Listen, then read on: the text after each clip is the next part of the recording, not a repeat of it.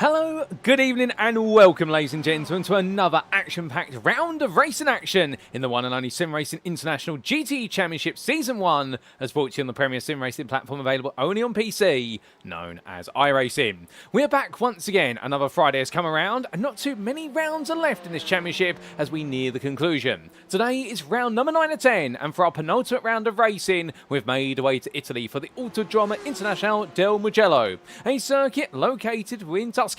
It is a course that for many is more commonly associated with none other than what is motorcycle racing. However, over its extensive history, its use cases have gradually expanded to firstly domestic level racing on all four wheels, then to national level racing, and even now it is gradually finding increasing use at the international level, where it being GT's alternative formats. And one thing that's for certain around here, this is a circuit you don't want to underestimate, because at 3.25 miles in length, its length itself is not something to be in awe at necessarily, but it's what is packed into that length that is absolutely spellbinding. It weaves its way through the local hilly terrain, this circuit does, and over the course of its 15 corners you'll find there's plenty of many a direction change, left into right, right into left, but adding to that as well the elevation changes then encapsulated within those corner sequences, and what you find that this circuit really is about consistency. To do well here you've got to be smooth, but you've also got to be quick, because track position here can be well held, minus on the start-finish straight, as whilst the circuit is wide open, given its nature for motorcycle racing, is a circuit where overtaking into many of its corners can prove challenging. Firstly, for the fact you've got to dive under braking to try and get the move done, but also secondly, what might be on the inside of the first corner you attack at will open up to be on the outside of the next corner in the quick direction changes. Therefore, who's exactly going to be the best in qualifying to take pole position, and who exactly is going to be able to hold on track position by being smooth and making sure not to make any mistakes? Well, that's exactly what we're here to find out today as we welcome you all to this live broadcast from circuit side. Indeed, right now you can be catching all this racing action, the one and only place you can catch it week in, week out, and that's on YouTube at youtube.com and search for none other than the SimRacing International YouTube channel, or SRI. And we do say hello to a good number of you guys and girls tuning in tonight, as we always do, and we look forward to seeing many of you catching all the racing actions. We look forward to seeing how all of our drivers get on. In the content if you have myself, my name is Paul Walsh, and I'll be bringing you all your racing action as it unfolds over the entirety of tonight and indeed the whole season. And as we make our way into this penultimate round, it's only fair that we bring you up to speed with what was an absolutely incredible round of racing last time out in round number 8, our second 90-minute endurance race round at Interlagos, and it's definitely left some lasting impressions on the championship campaigns. And coming into this round with only 2 rounds to go, all 4 championships right now are wide open. Some of them could be heading towards the conclusion after today, albeit nothing can be theoretically wrapped up, but some drivers might be looking at this round and thinking that this could be the difference between them having a very comfortable end to the season at Suzuka in a week's time versus having an uncomfortable one where everything's going to be on a knife edge. But without further ado, let's not keep you waiting. Let's find out exactly where we are when the story stands after 8 rounds of racing. And as we can see, coming into this round, last time out on the 20th of February, we were at the Autodromo Carlos Pache in Brazil. Well, the Interlagos circuit is also known, and what we got to see there in our second 90-minute race round was an incredible set of fights. Firstly, in the elite class, we got to see a 6th win of the season from none other than Mirko Bortolotti, who was able to deliver a brilliant win, albeit the pressure was on him every step of the way. Albeit the pressure came from a driver we haven't normally seen taking the distance. It was Tim Perry for Altitude Frame Esports, who was able to keep the Gazix Racing team driver honest all the way over the course of 85 minutes of racing, excluding the opening 5 minutes. It really came down to fine margins, and in the end, Tim Perry, in his own words in a post-round interview, thought he might have been able to take on Bortolotti on the final couple of laps, but unfortunately the slight intervention of traffic meant it wasn't quite possible. But to be fair to the drivers who were a lap down, they did their best to steer clear, but that's the way the traffic plays out, as it would at any endurance race. But Bortolotti was definitely kept under pressure every step of the way and earned that 6th win the hard way. Meanwhile, in the pro class, Angel Ordonez, he was able to take another win, his 4th win of the season. And you might be thinking right now, well, we've heard that story before, Paul. Well, you haven't if you didn't catch the Interlagos broadcast, because what we got to see there was a rise to the early season form of Benjamin Massey. Massey came back strong in his Corvette, and whilst he may have been a little bit off the pace on the first stint versus Ordonez, in the second stint he absolutely flew and took his rival to town, and it was a battle back and forth between the two of them, constantly fighting in the closing 6 laps, but in the end Ordonez was able to hold on and only won by a quarter quarter of a second at the finish line. You had to see it to believe it. And meanwhile, in the interclass, what we got to see there was a split on strategies across the whole class. The top three finishers all went for the conventional one stop and not changing tyres, whereas everybody else, they all decided to change all four tyres in the pit lane. It was those who did not change tyres were able to manage them into Interlagos who were able to finish on the podium, of which John Lebrook was at the very top there, just ahead of his teammate and none other than Andrew Fellows. And indeed, GPX SimSport Xenon returning to their 1-2 form that we saw much earlier on in the season. However, it was an extremely close qualifying session there, when Lebrook in the end was able to take class pole position just ahead of Kevin Smith and Logan Timberlake, albeit all three drivers were separated by only 300ths of a second. You couldn't quite believe it. And Kevin Smith was the leader of the race into a huge instant down the start for the straight, and then gave Lebrook the lead, and he never looked back after that. But indeed, as we always say, don't look back in anger, but look back in positives. And we had plenty of positives last time out from Interlagos, but as we come into this round at Mugello, what exactly is in store? Because it's time for the 27th of February, and we're here for round number 9. Well, if those are the winners and the big headlines, of course, from last time out, where exactly do the standings stand after 8 rounds of racing? Let's start with the Elite Drivers' Championship. And as we can see here, with 6 wins to his name and all the rounds he has attended, he has won. Mirko Bortolotti ran up for GazX Racing Team MCM. He has taken that lead, and he's expanded that lead now to 16 points over Martin Stattmann. He's a fellow teammate there, and right now yet to take a win this season, but he has finished on the podium in most races, and we'll understand with Stattmann still looking for his first win. Albeit last time out, many would say it was the fact that for Stattmann, he didn't quite have the pace over this since he needed to preserve his tyres a little bit more compared to Bortolotti. As meanwhile, Miguel Leon, by comparison, well, he enjoyed himself out there as well. The Enosis Esports driver finding plenty of fighting going on, and in particular we got to see a great battle between him and Renko Jornovsky for 4th place, where he was able to take that 4th place on the final lap. The two of them absolutely battling all the way through the 90 minutes. Behind the Enosis Esports driver, Tim Perry there with that 2nd place, only his 2nd podium of the season and a second place. The Altitude 3M Esports driver bringing him right back into the 4th to 3rd fight, and right now he'll be hoping that he can make it his first win of the season tonight, and if he is able to do so, well, understandably there, he would be able to leapfrog his way into the top 3. However, he's got to be aware of the fact that should he slip and trip, well, Renko Jornovsky will be right there to attack him for GazX Racing Team JRM after 2 5th place finishes. It's been some time since he's been on the podium. From the German driver then comes the Frenchman of Sylvain Depeche, not on the grid last time out. The Cube Racing Team driver not able to make the racing, and therefore he does fall to 6th place at 222 points, but he is only the best part there at 44 ahead of Albert Parrish for Enosis Esports. Then we do see Christian Ablasa and Olivia Dean not too far behind there. Indeed, the duo only separated by a single point, albeit for Dean last time out, it wasn't around to be really remembered, and you could say the same for Christian Ablasa, although he looks quite strong in the opening stage of the race, but unfortunately for him, his pace gradually fell away as the racing went on for the GazX Racing Team MCM outfit.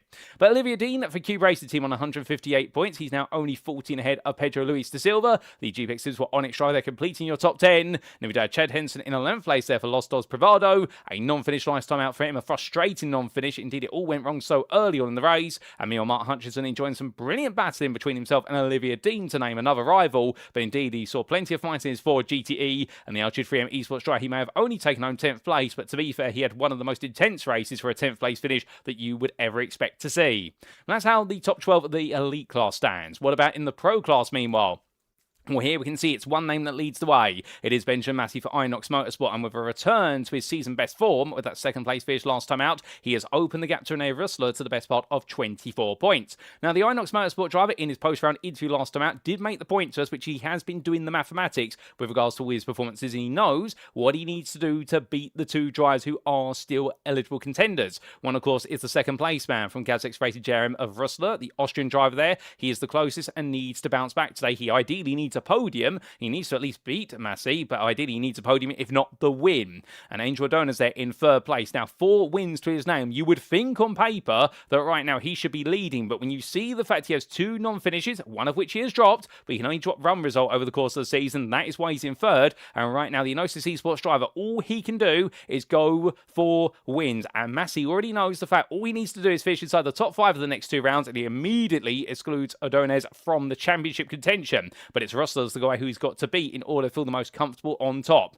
So that's how your top 3 stand. And so further 41 points to Jan Lintz for GazX Racing Team JRM. And, well, 6th place last time out. Not quite the result he was hoping for, just outside the top 5. Indeed, it's rare we see him outside the top 5, but it's the second time this season it's happened in recent history. And the German driver ahead of Matthias Pettinger, the Inox Motorsport driver, conversely making his way into the top 5 after what's been quite a frustrating last few rounds. The Inox Motorsport driver, 21 points ahead of CJ Boisier, and the Cube Racing Team driver definitely putting all the effort in his Ford GTE and being rewarded with 7th place there in a car that definitely didn't look quite happy at Interlagos.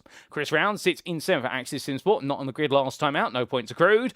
Meanwhile, Frilavi and Tiefri returned to the podium last time out, and the privateer definitely enjoyed himself, and we are very happy to see him finish on the podium. He's taken only his 2nd podium in the Pro Class this season, ahead of Brandon White there, who definitely found himself via tight on points, and more the privateer from the US of A, then the only best part of 2 points ahead of Ryan Walker for Altitude 3M Esports, who didn't join the grid last time out, but we hope to see him back today. Outside the top 10, it's then Mikhail Abasek for Inox Motorsport ahead of Robin Noel Brown, and that's how they all stand, with the GPX SimSport Onyx driver completing the top 12 of the pros. But then we come to the Interclass.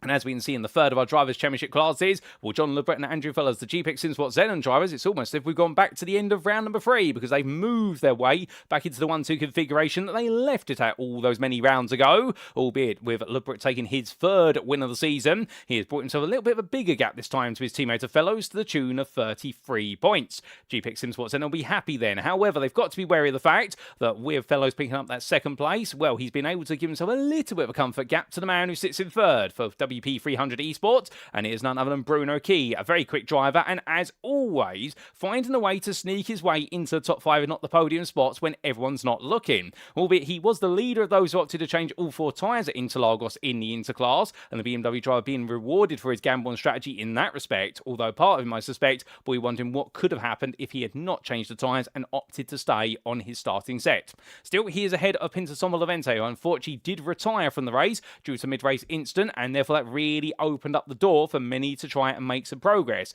Albeit the Hungarian driver then, 9, if he does make his way back into the grid today, he's got some effort to recoup his grounds, and indeed right now definitely targeting what will be a top 6 finish in the championship this season to pick up the trophy.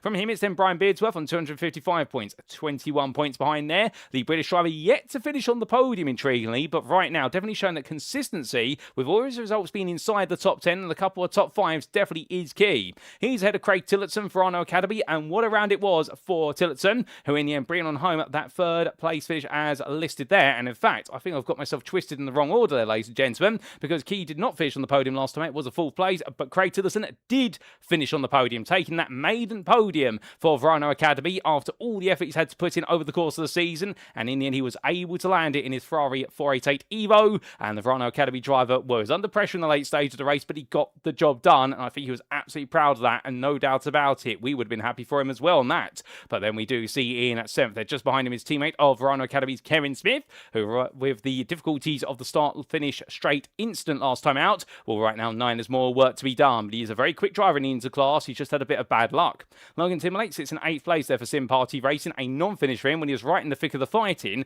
At some point, surely he's got to have some better luck, because the American driver has definitely given us plenty of entertainment so far this season. Virgilio Garcia sits in 9th place there, a further 50 points behind, and then we do have only a further 6 points to James Bostock with 3 non-finishes in a row. That's definitely a record you do not want to have there, and the GPX SimSport Onyx driver has had leading pace in the Interclass, but unfortunately he's also had the worst luck of everybody when you tot it over the course of the season. Eddie Theobald sits in 11th place there and was looking good to an extent, but unfortunately due to the fact he had picked quite early in the race due to an early incident, in the end it did force him onto a 2-stop strategy, and the English driver definitely did not see his race end the way he wanted it to when he was on course potentially for a podium, if not the win. And Marcus Singleton there completes your top 12 in the Interclass with Mellow Motorsports and 105 points. So that's all your Drivers' Championships brought up to speed, but what about the Teams' Championship, I hear you ask? And here we can see GazX Racing Team MCM have taken the lead. We have a new Teams' Championship leader. It's only taken the best part of 5 rounds for this to happen.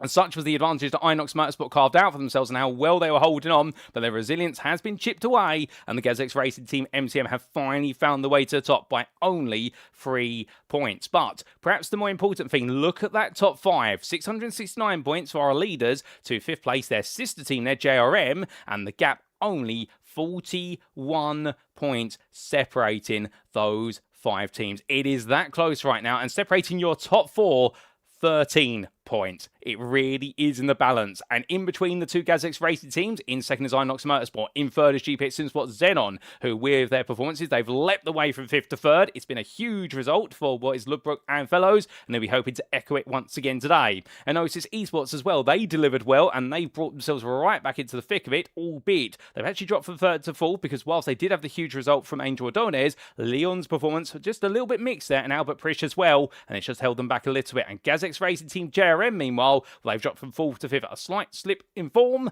However, understandably, whilst all three of their drivers just missed out on the podium last time out, they'll be hoping to rebound today. But if you exclude the top five, then what else is happening elsewhere? The drivers and the teams that will not be eligible for trophies, but they'll be trying to get close to that top five as quickly as they can. More at the front of the rest of the top 10 pack is Altitude 3M Esports. They have moved their way from 7th to 5th for another great round, especially for Tim Perry with that run-up spot in the elite class. Meanwhile, Cube Racing Team, in terms of their position, they've gone from 6th down to 7th there with middling form. However, they enjoyed the fights at Interlagos, and hopefully today Mugello will suit their cars better.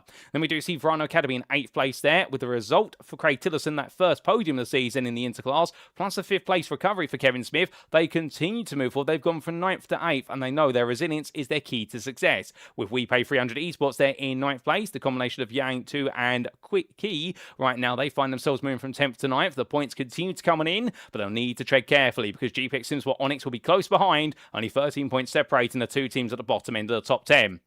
In 11th place, we do have HTS Racing 1, not visible on screen here, on 239 points, and it does seem as though their focus now is not to try and get into the top 10 for the rest of the season, but is more to hold on to 11th, given the fact they do have Sim Party Race and Axis Sim Sports right behind them off screen. So therefore, there's fighting going on everywhere, even if it's not inside the top 10 of the team's championship. Well, that's the story recapped, and let's talk a little bit about our host circuit for today. It is, of course, the Mugello circuit, and its Grand Prix layout will welcome our drivers. Located in the municipality of Scarpia e San Piero, in the Florence province of the Tuscany region of Italy. Regardless of the units, whether you say it's 3.25 miles in length or 5.24 kilometers in length, the one thing that always stays the same is the 15 corners. A huge thank you to iRacing.com for their brilliant simulator and the absolutely fantastic track maps contained within it. But at the core of this circuit, as we mentioned at the start of today's broadcast, this circuit is all about the rhythm and the flow, and we can see that from the two-dimensional image, although what we can't see is the elevation changes. But as our drivers roar the way down the start-finish straight into a San Donato at turn number 1, they'll find themselves very quickly coming from the sweeping opening bend in towards Luca and Poggio Secco at turns 2 and 3. There from the medium-speed sweepers, they'll then charge the way in towards the Materassi and Borgo San Lorenzo combination at turns 4 and 5, before heading downhill through Casanova and into Savelli. There the circuit picks up speed very rapidly as they make their way into the fast double right of Arrabbiato at turns 8 to 9. As they come over the crest out to 9 and into Scarpiera at turn number 10, they'll find themselves going back into a similar combination of corners, much like turns 2 and 3, albeit it'll be right into left this time at Scarpiera and Palagio. Then heading in towards Corentia, they'll come through turn number 12, a downhill off camber corner, like turn 1, but instead of being cambered, it's off camber, and as they come on down, it's then through Biondetti 1 and 2 at turns 13 and 14, flat out through there to make their way into Busin corner at turn 15, to complete lap and do it all over again as they come downhill through the final corner to build up all the speed and charge away into the start finish straight. No wonder this circuit is going to be about being smooth and consistent. But without further ado, ladies and gents, we make our way back to circuit side and see how drivers are getting on with the final 50 minutes of qualifying awaiting us. And as we do come back to the circuit, well, who's looking quick? Who's not looking as slick right now? Well, currently the fastest driver of them all is not Rinko Jornovsky. He's currently the second fastest, but you may have guessed it, it's his teammate, none other than Mirko Bortolotti right now, who on home soil is absolutely flying at the front there by 2 tenths over everybody else. Indeed, right now this will feel as though he's got to deliver because, of course, home circuit, but on top of that as well, in a home machine. Racing the Ferrari on Italian soil, it's the home circuit of Ferrari to a degree, although the official home circuit, of course, being the Autodromo Internazionale Enzo Dino Ferrari, but still, understandably, he'll have a little bit more pride on the line. But they're looking the quickest. They're first and second at the moment. Who exactly is third? Well, that would go to none other than what would be your provisional pro pole sitter, Angel Ordonez, currently not in the car, not in the pit lane either, but he's only ahead of Martin Stattmann by the best part of 200th, another elite driver. Tim Perry, well, meanwhile, he's currently sat in 5th place here, not quite going as quick as he would like, but I do get the feeling right now this is going to be one of the circuits where the Corvettes will not be as strong, at least over a single lap pace. compared to what is their overall race pace. But that has been a bit of a theme as well with the Corvette, and the fact that whilst it is a strong car all round, it really does deliver in race conditions compared to what we qualifying conditions, where the one-lap pace definitely seems to be in the hands of the Ferrari, the BMW, or alternatively the Ford, depending on the nature of the circuit. In terms of who is your second fastest driver in Pro, meanwhile, you'd have to go to 7th place overall to get to Matthias Penninger, and well, the Inox Motorsport driver here in his Corvette C8R GTE is definitely looking quick. This is going to be one of his better qualifying sessions in recent history, and he has got a bit of a gap to his teammate of Mikael Eversek in the Porsche 911 RSR, but then you'll notice the fact he's only 3 thousandths quicker than Chris Round, fellow Porsche driver, and it's a further 600ths or so to none other than René Rüssler in his BMW. So we do have a bit of a rat pack there of German manufacturers in the Pro class, all trying to chip away at what is the third place spot. René Rüssler here going a bit wide, coming out of what was none other than the run there of the corner. So as he makes way, pulls over to the side, and he decides enough's enough for now. And well, I think that's going to be a toe to the pits. So we look to Chris around again as he makes his way on around and towards the end of his current lap. Well, that's the story of the Pro class in this qualifying session, it would seem. What about in the Interclass? Well, he's parked up in the pit lane at the moment, and his car seems to be very camera shy. In fact, so much so that we get probably the most weirdest camera angle we have seen all day so far. Kevin Smith right now. You can make him out slightly from the refraction of the cars, but I'm pretty sure that's where the Verano Academy driver is sat right now, and he is your provisional interpole sitter, and 10th fastest overall by a staggering margin over the second fastest of Pinto Sombo Levente, who's back once again today, and we're very happy to see the Bombi racing privateer out there, giving it his all in the number 91. And indeed, he's definitely under a bit of pressure this season. He has had some absolute standout performances, but Le Mans, I do think, was one of those rounds whereby he turned up at a circuit he absolutely loved, but the circuit gave him no love back, and well, you get the feeling it did affect him going into the last round. However, it's good to see him back out here, and of course, that's one of the hardest things in the championship such as this. It's 10 weeks of racing, and well, as the brakes snap loosening there, coming out to turn number 3, well, the BMW driver gets himself back, and in fact, that wasn't the brakes on that. I think that was just running wide at 3, and in the end, the car cutting on him, albeit he does wait to rejoin here, so he takes his time, and in fact, toes to the pits in the end. I think Levente right now just going through all the struggles that any racing driver and any league will go through, which is in terms of that long-term pressure in the championship, and knowing that sometimes you've got to dig incredibly deep to be able to keep it together. And well, speaking of someone else who's doing the exact same, James Bostock right now currently parked up in the pit lane there, hidden behind the privacy glass, and well, the GP Sims Onyx machine getting ready to go, currently third fastest, just at his teammate of John Ludbrook, albeit from the sister team, but definitely right now Smith the fastest of the Inters by a sizable margin, Levente the second fastest by a considerable margin over the rest of the group, and then it's Bostock and Ludbrook together, and then we've got a small gap to Bruno Key, who is only the best part of 4 tenths behind here, but that small gap being more in terms of positions of machinery. Now we do have 37 cars in attendance here today, and we do have one penalty to note, which is a qualifying ban, I believe, for none other than, well, in fact, not a qualifying ban, let me correct myself there. That is a bit more of an excessive penalty. In fact, we have the base penalty of a 10 licence point penalty on his racing licence to Jack Wells. So therefore, Jack Wells, is he here today, I hear you ask? And the answer is, I do not think Wells has made the trip to Italy, so we'll most likely see him at Suzuka. If he is at Suzuka, he will have to serve the penalty, which will be a drive-through that must be served at some point in the race. It cannot be served on the final lap, and it must be served before it, so therefore he can pick when he wants to serve the drive-through penalty, but he will have to serve it when we see Wells next on the grid. And as all drives head towards the end of this qualifying session, we do say hello to a few of you in there, including none other than Bitcoin Satoshi Crypto. A good evening to you, good sir, saying ready for a great race, and indeed I'm very happy to see you there. We're all ready for a great race as well, and of course we're very much looking forward to seeing how all of our drivers are getting on, including of course some of the fan favourites out there, the French team of Cube Racing Team, Sylvain Depêche here, and well, of course Depêche, a very popular driver, not just in this series but also in the iRacing GTE Sprint series, the officials, whereby I do believe in the past he has become a champion in Division 1. I think it was in 2025 Season 2, I want to say, he was the divisional champion in the world, albeit in a very close fight over the course of the season. I'm sure somebody will correct me if I've got that wrong or be able to confirm it, but he definitely is one of the highest decorated drivers out there, and that's why he's in your elite class, albeit of course this league format changing things up a little bit and forcing drivers to see each other on a more regular basis compared to officials perhaps. Indeed, a lot of these drivers do know each other from officials, and putting them in a league format really has cemented all the camaraderie and relationships between everyone here. But we also do say hello to Verano Esport and Kitty's Mad there. Firstly to the Verano Esport official account, of course cheering on and representing their teammates, including the Verano Academy drivers of Kevin Smith and also Craig Tillotson. And where's Tillotson right now? Well, he's all the way here in the number 34. a little bit further behind Smith as he puts the brakes on a little bit more coming through the final corner. Volsina makes his way down the start-finish straight, and your Ferrari driver right now looking to carry on that momentum from that podium finish. His first one, of course, at Interlagos, a well-crafted one at that, as he makes his way on down the start-finish straight.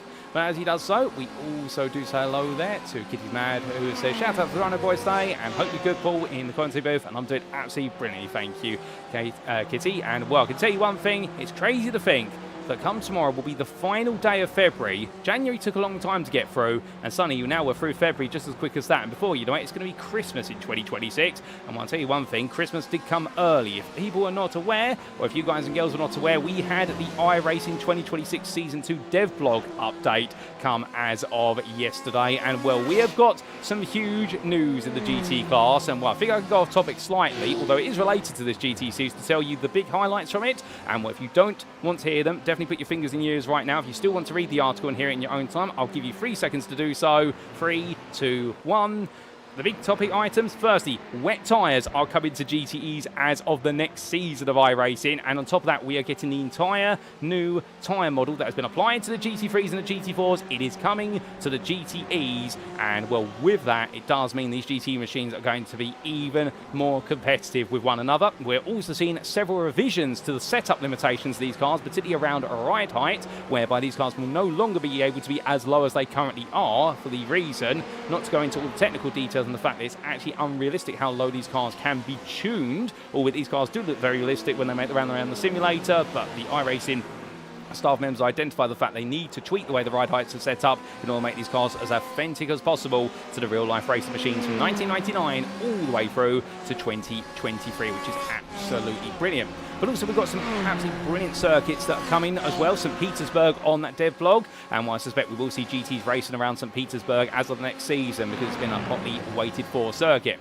But those are the big headline items with regards to what's coming to GTEs in the next season, and whilst I'm not allowed to officially say we do have a Season 2 of the GTE Championship coming, although wink wink nudge nudge, the reason I do mention it is because it may or may not be under discussion at the admin team at the moment at SimRacing International. Of course, we are discussing it, no doubt about it, but definitely all those features will be coming. If we do have a Season 2, which I'm sure we will, wink wink nudge nudge, then we will be seeing the introduction of wet weather, and we have got plenty in store potentially as we are talking about it at the moment in the administration team, and one will part of those conversations, ladies and gentlemen, because I love GTEs. I wouldn't want to be outside of it, but as we do see John Chamberlain make his way on around, we also do say hello there to none other than Richard Vars. And, well, how are we doing? We are doing great, thank you, Richard, and I hope you're doing well as well. It's always good to see you tuning in. And we see Nate B there saying so excited about the new update for them in relation to the GTs, and indeed there's been so much excitement. And, well, of course, there have been some reservations about the tyre model update that is coming. Not the wet weather tyres, because we're all excited for wet weather,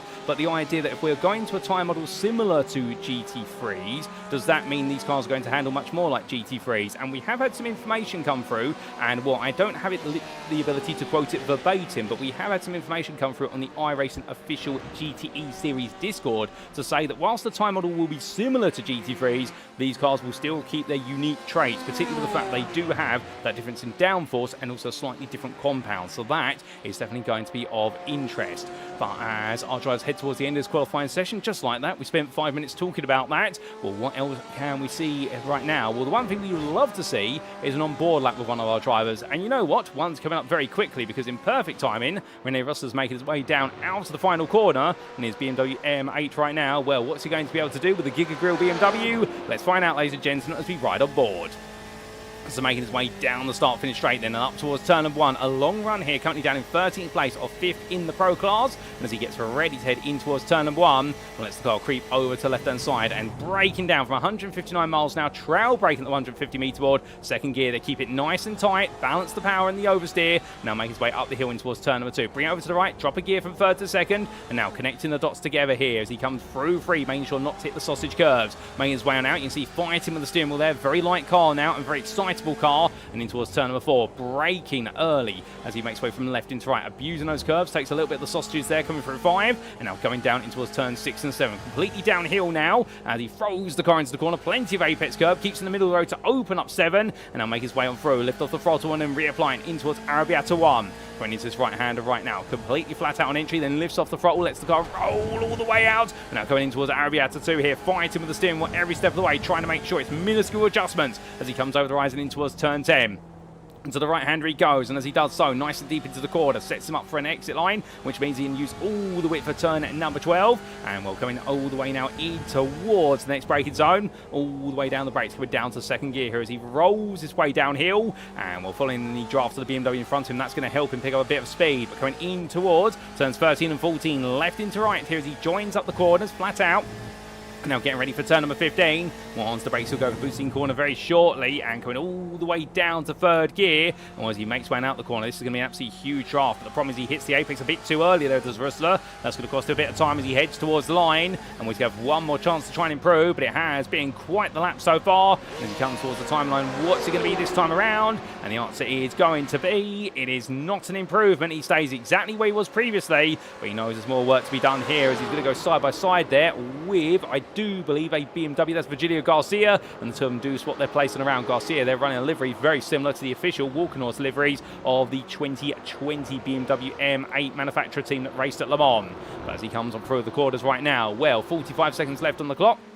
And Mirko Bortolotti still on pole by 2/10 over Marinko Jornovski, and it does seem as though it's going to be the two locking out the front row. And Pedro Luis da Silva has found the time to get to third. In fact, it's great to see him back here today, and well, he's made it on back, and he's kept it silent from us. I do believe he's kept it silent from everybody, but he's here, and well, the Portuguese driver, we are so happy to see him back as he pulls into the pit lane. For those not in the know, well, some of you may be aware that a few weeks ago, a major storm ripped through the northern portion of Portugal, where Pedro Luis da Silva is based, and the entire neighbourhood around him in an absolute state of disrepair. And in the end, of course, he was heavily affected as well, but all okay, him and his family. And well, he did say he might not be on the grid for the remainder of the season, but he is back here today, and well, it's so good to see him starting third today, because as qualifying enters overtime, we're now waiting to see who else can improve out there, and can anybody spring some late surprises. As Chris Round, he's looking quite good as he comes all the way down through the corner, but he goes a bit wide there at the final bend, and that's going to send him out, and that's going to end his lap on a nasty ending. In fact, he was on for a personal best there. He was going to put together at least a 10th, so he would have gone to third in the pro class, but that wasn't to be. Meanwhile, we do have Pinto Sommer Levente currently on a lap coming out to turn number 9.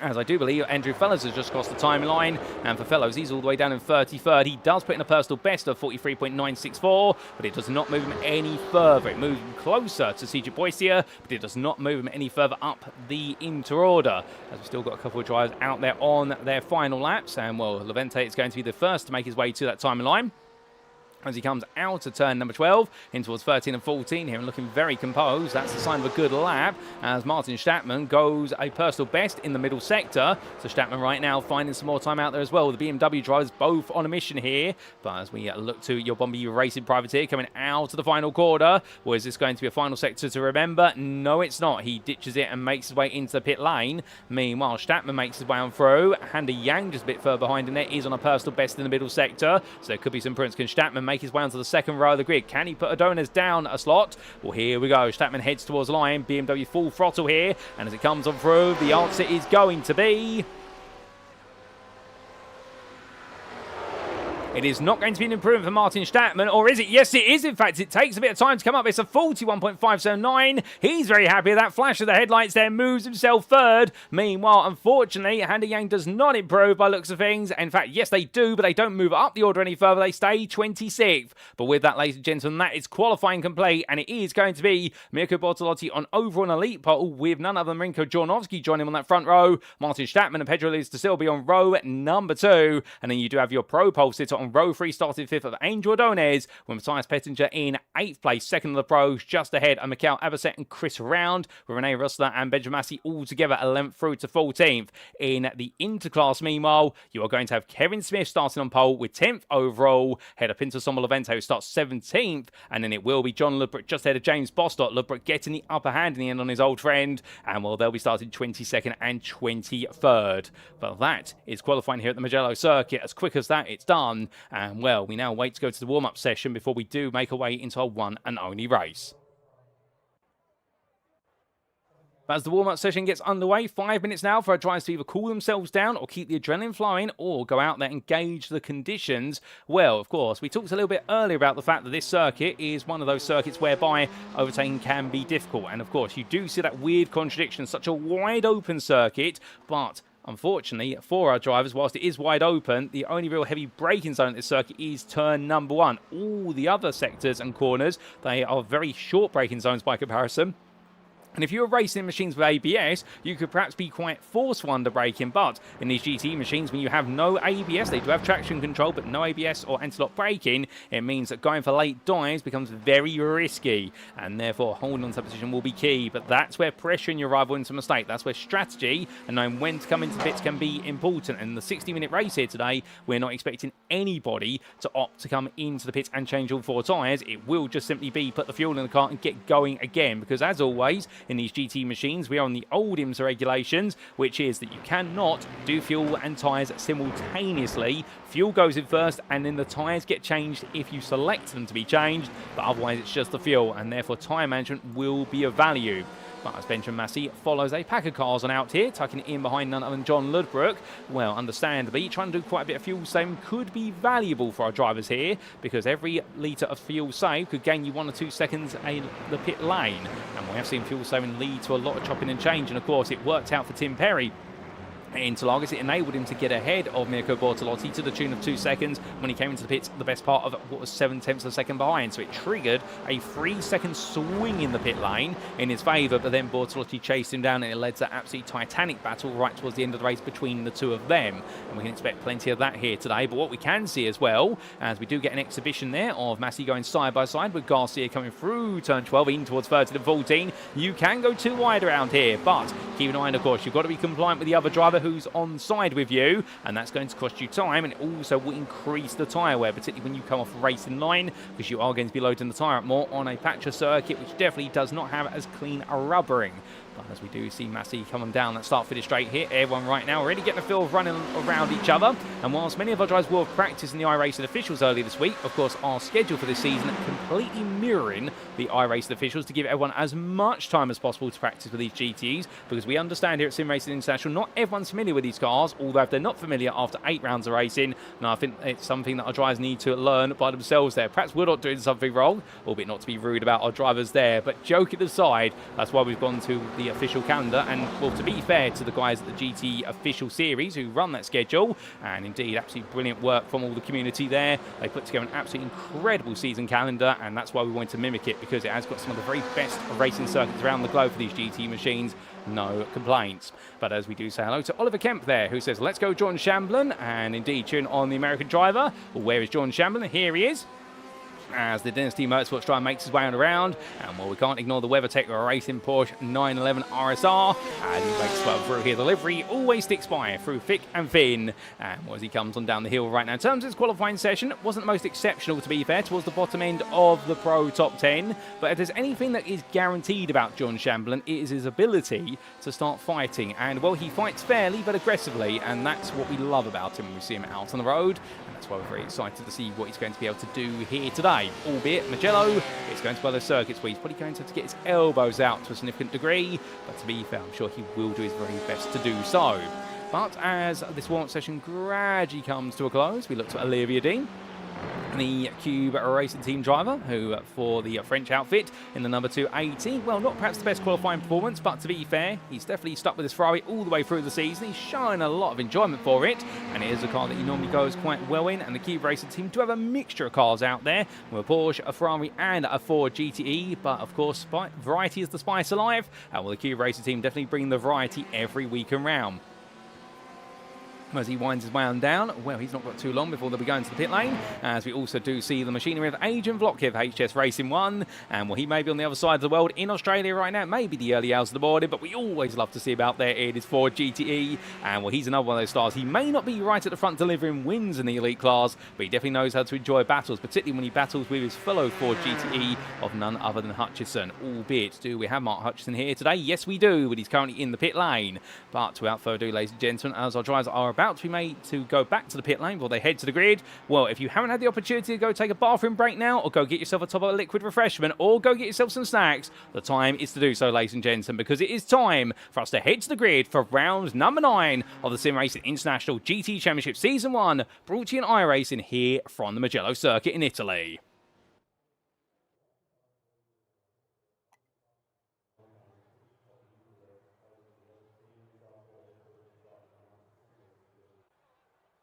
And so, as all of our drivers make the way onto the grid, this is how they'll line up for our penultimate race of the season. It is Mirko Bortolotti who takes pole position for the GTE Racing MCM team. In the number 263, they're taking pole by 2 tenths over his teammate from Germany in the sister team, JRM. That is Mirko Bortolotti. Then on row number 2, it's going to be another all-elite row, and we will see the combination pair there of none other than Martin Stattmann in his BMW M8, doing well to put it in third, and in the end only missing out on the front row of the grid by 13 thousandths. And he'll be in the company of the returning Portuguese driver, knowing he can't win the championship. What he can do is win Hearts Day. Just seeing him here enough alone is winning over Hearts, including my own here in the Conti booth. It's Pedro Luis da Silva for GPX SimSport Onyx. From his story to the story of Angel Adonis, then the Enosis Esports driver, knowing he has to win if he wants to try and keep his pro championship aspirations alive, and the Enosis Esports driver starts in 5th place there, and on pole for the pro class, he's doing everything right to do so. Tim Perry joins on that third row of the grid for Altitude Frame Esports. Watch out for him. I suspect we'll see Perry try to make a very quick advance forward in the field. We'll then have starting in 7th, Chad Henson with one of his best qualifying points of the season for Lost Odds Bravado, just ahead of Matthias Pettinger, the Inox Motorsport driver, second of your pros. From the Austrian, it's then going to be none other than Miguel Leon, who starts in 9th for Enosis Esports, the Palestinian driver just ahead of Kevin Smith, the Interpol sitter, starting in 10th place there. He'll be very happy with that qualifying points for Rhino Academy. The team will be when he's 7 places clear of the next driver in the field. And as we go into the next set of 10 drivers, we see starting on 11th there, best the rest, it's going to be Mikael Abasset for Inox Motorsport with his best qualifying points of the season. He starts in 3rd in the pro class, just ahead of Chris Round, and we see Round there start his day in 12th. As hold up a second, we've got some drama on the start finish, ladies and gentlemen. We have had a total to bits for Angel Adonis. Has there been a technical issue for the Enosis Esports car? It has not made its way onto the grid, nor has Eddie Fearbold, but we're going to carry our way through this order, but it does mean they're going to be out of position to a degree when we start. So Mikael Abasek starts on the 6th row of the grid for Inox Motorsport ahead of Chris Round for Axis SimSport. Round as well enjoying a good qualifying points and returning to the strengths we saw in the middle portion of the season. It's then going to be Rene Russler starting 13th for GTE Racing JRM, just ahead of Benjamin Massey. 6th place in the pro class, he's qualified, but Massey 9 for Inox Motorsport. That's all he needs to do is make sure he finishes close to or right behind Rene Russler and ahead of Angel Adonis in terms of the overall points he accrues, and it is all going to work out for the British driver. Olivia Dean starts in 15th place there for the Cube Racing team ahead of Sylvain Depeche. They make it together on the 8th row there for the Cube Racing team, and behind the 2 Frenchmen, it will then be the Hungarian Pinto Sommerlovente, 2nd of your Inter drivers in 17th. Christian Ablasa begins the day in 18th there for GTE Racing MCM ahead of Mark Hutchinson, who completes your run to 19th, and the Altitude 3M Esports driver will then be followed by Jan Lintz for GTE Racing JRM, who will round off your top 20. Behind the pro driver starting in 21st, it is Albert Parich, and the Enosis Esports driver there from Spain will have the company of John Ludbrook, 3rd place starter in the Interclass for GPX SimSport Xenon. Then James Bostock just behind his sister team driver and rival, started 23rd ahead of Robin Noel Brown, and the GPX SimSport Onyx driver will join his teammate on that 12th row of the grid, and behind there will be Bruno Key for We Pay 300 Esports and Handa Yang, his teammate, who rounds off row 13. On row 14, it's going to be Adrian Vlot there for HS Racing 1 ahead of Ryan Walker. The 2 Ford GTEs will go toe-to-toe in towards turn 1. The Altitude 3M Esports driver being followed up by Brian Beardsworth and Brandon White. Behind the ID File competition driver, it's then going to be none other than Jordan Shamblin, who starts 31st with Dynasty Motorsports. Knowing he's got a long way to climb through the field, but he'll start climbing gradually, and he'll be in the company of CJ Boyce of the Cube Racing team as one of his worst qualifying points of the season. And then we will see Andrew Fellows 33rd for GPX SimSport Xenon. Qualifying has not worked out for him at all. Head of Craig Tillotson there for Rhino Academy. And then it will be Eddie Fearbold starting 35th, the privateer, ahead of Virgilio Garcia. And then starting last but not least in 37th place from the very back of the field, it will be Justin Noel, the privateer from the US of A. But as we say, ladies and gentlemen, there has already been drama on the grid, and the fact that we have lost from the grid Angel Adonis and Eddie Fearbold, both drivers having technical issues with the car, and Adonis is going to start from the pit lane. We have had confirmation they have got the car set up, but Adonis now will be starting from the back of the pro field effectively, and he's got to try and find his way through and somehow find a way to take the pro win. Well, he's made the job far more complicated, but it's a technical hitch for his Corvette, and Enosis Esports done a brilliant job of getting the car repaired, and it's going to be ready to go just in time. Hopefully we'll get to see Eddie Fearbold as well. as the privateer is currently in the pit lane, out of the car, waiting for them to do something with it. But meanwhile, ladies and gentlemen, as all our drivers make the way on down behind the safety car, our field of what will be 35 GTE starters makes its way towards the final corner, and it will be in the very capable hands of Mirko Bortolotti. They'll be going green flag racing, but still, they've got to come through this final bend very gradually, and it will be to wait until they get the green flag, and that's when Bortolotti can let the field go and roar its way down towards turn number 1. Indeed, it's going to be a shorter run than normal, but understanding Bortolotti will know he needs to nail the start. And here we go for round number 9, ladies and gentlemen, of the GTE Championship, brought to you by SimRacing International.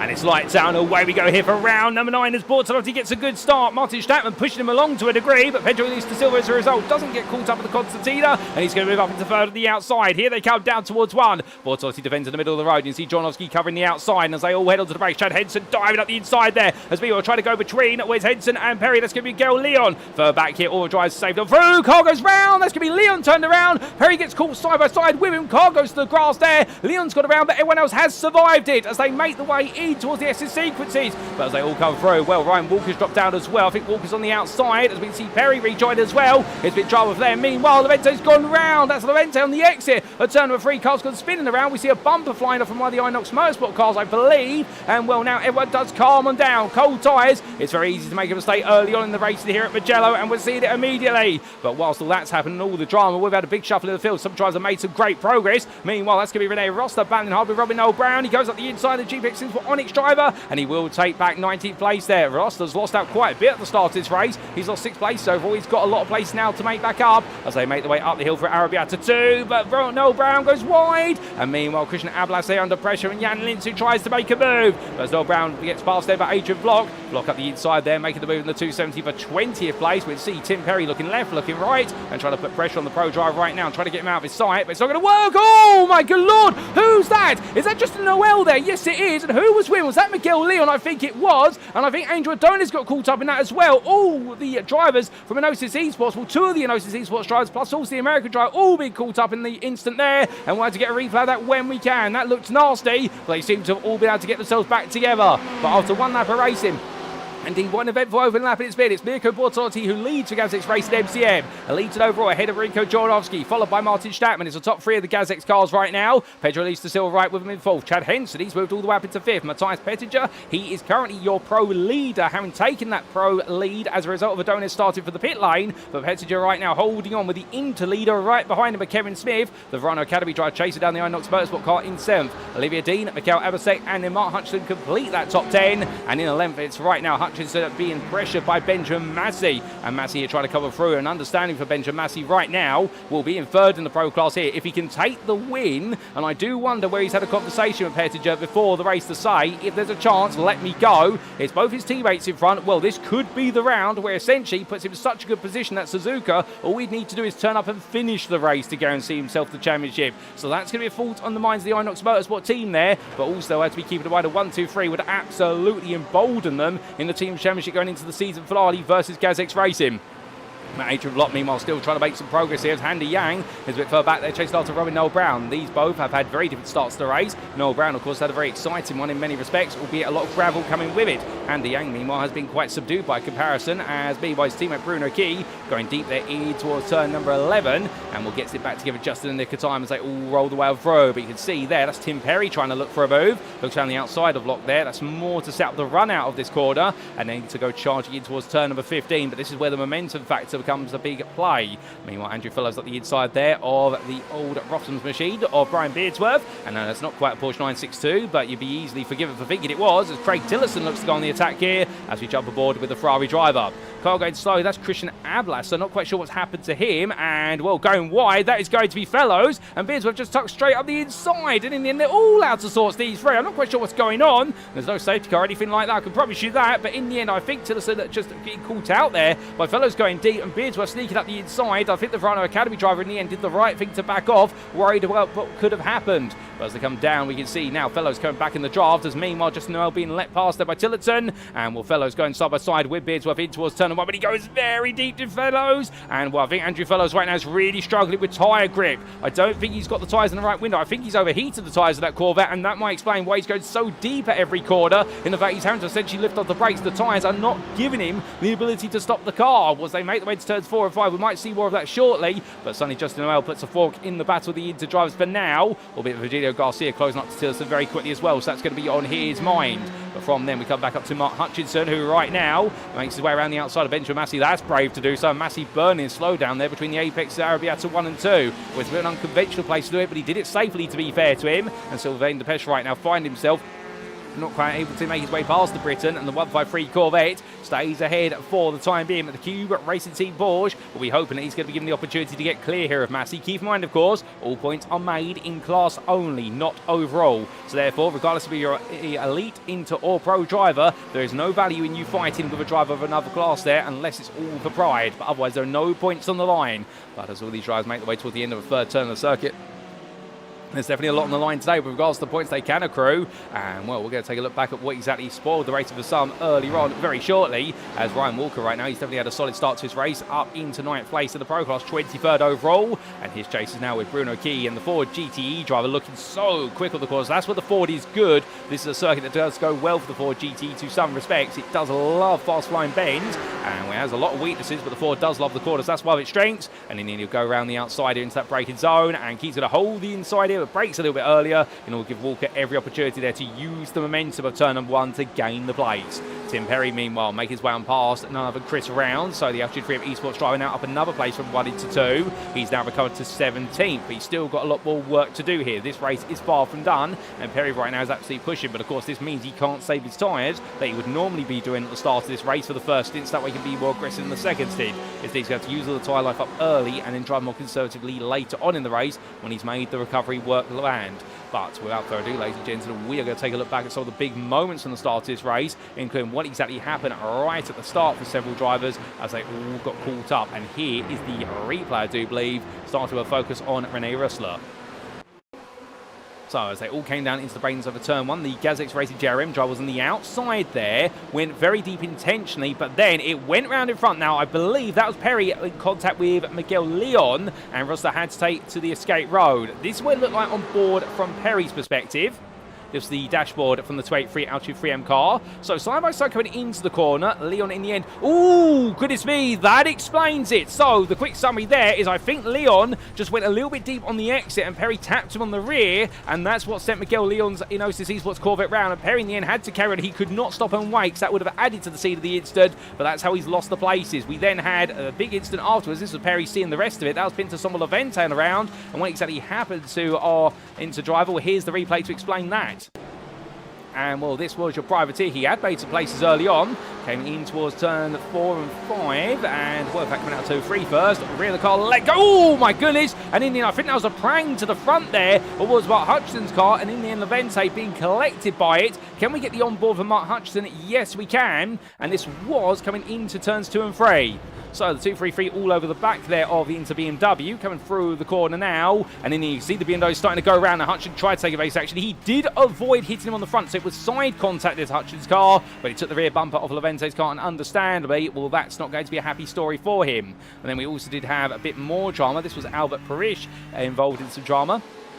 As we did see, there was a bit of a run wide from Chris Round, but Parrish was making his way in towards the left-hander, and the car snapping on him. In fact, he's lost the rear of the car there, and I wonder if he's lost the rear of the car as a result. In fact, no, the reason he's lost the rear of the car, we saw it happen a little bit beforehand. It was a big tap, and this was the Justin Noel Ordonez Parrish incident. So the two Inosis Esports cars were side by side there with the GPX SimSport Onyx machine of Fellows, and in the end, Adonis tapped the rear of Beardsworth, and then Parrish made his way into what was Adonis's car, and then subsequently, I suspect under braking, that's going to be somebody hitting the back of Parrish's machine, but I'm not quite sure who.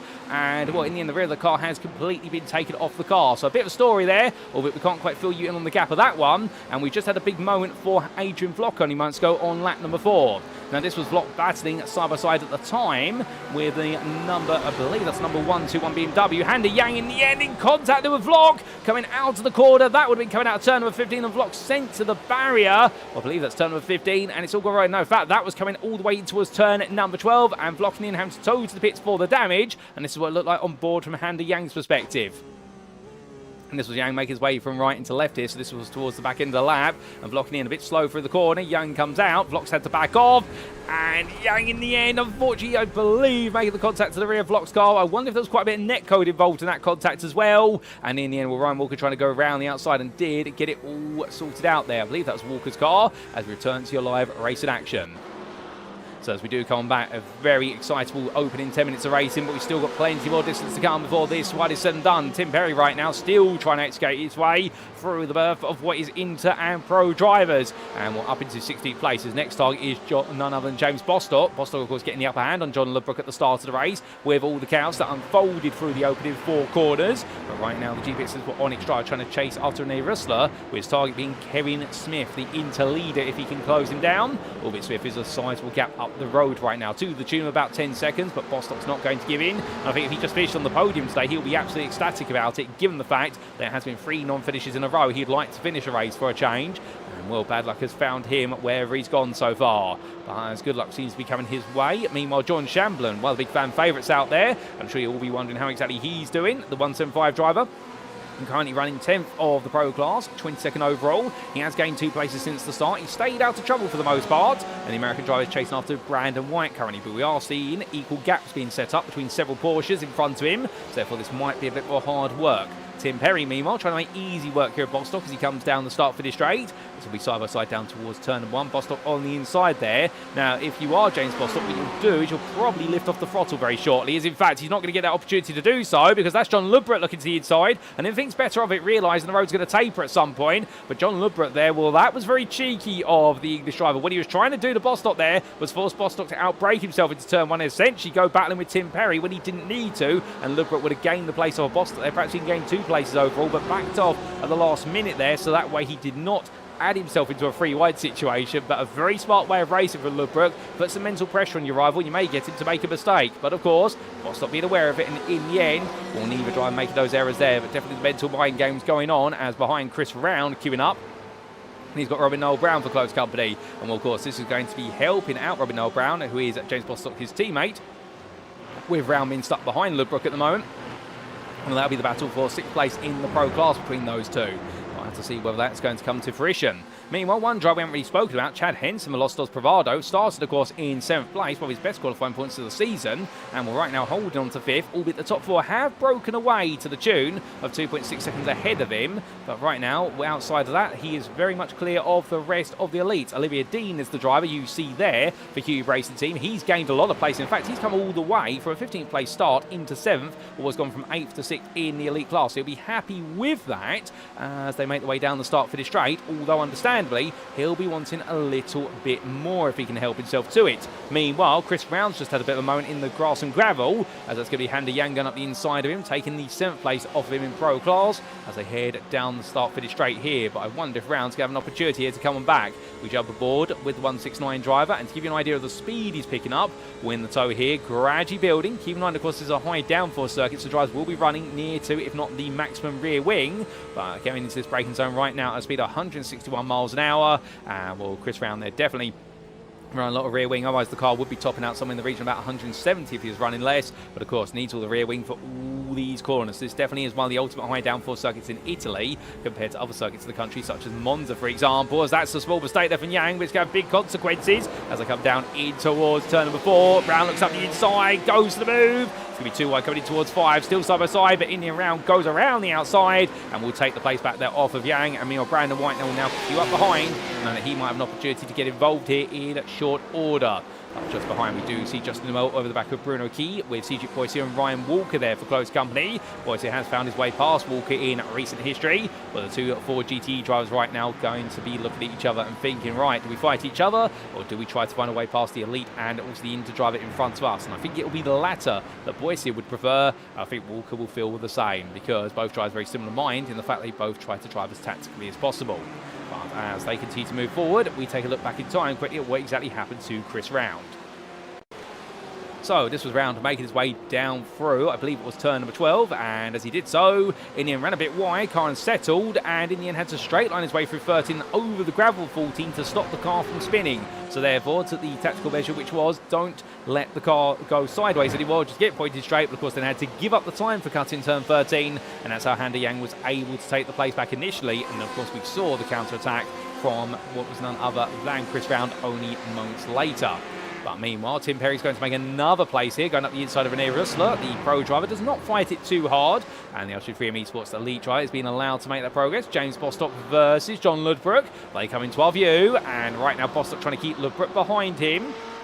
As we look on board the rear now, the number 66. And, well, the devil's in the detail, but he's missing a 6 there to have the devil's number. But right now, as John Ludbrook got his number, well, coming out of 3 and in towards 4, we can see the difference in the two cars. Bostock very quick on the straights, the BMW known for its straight line speed. But meanwhile, through these corners, front engine rear-wheel drive, or front mid-engine rear-wheel drive, given where the engine is placed, the V8, well, Bostock's car right now not as comfortable through these corners, and also he's got the uphill struggle of managing the tyres. And I have spoken to him down the pit lane, particularly when I spoke to him in the build-up to last round, what he was saying to me is the fact that after 5 or 6 tyres, 5 or 6 laps we should say, the tyres on the car were feeling absolutely knackered at Interlagos, and here at Mugello it's going to feel similar, because whilst we have a much cooler circuit today compared to some previous rounds, definitely we've got a circuit which is going to really be building up that tyre wear. And to put you in the frame of mind as to the weather, well, there you can see on the right hand side of your screen we do have an ambient of 19 degrees centigrade and a track temperature of only 21 degrees centigrade. It's early hours of the morning,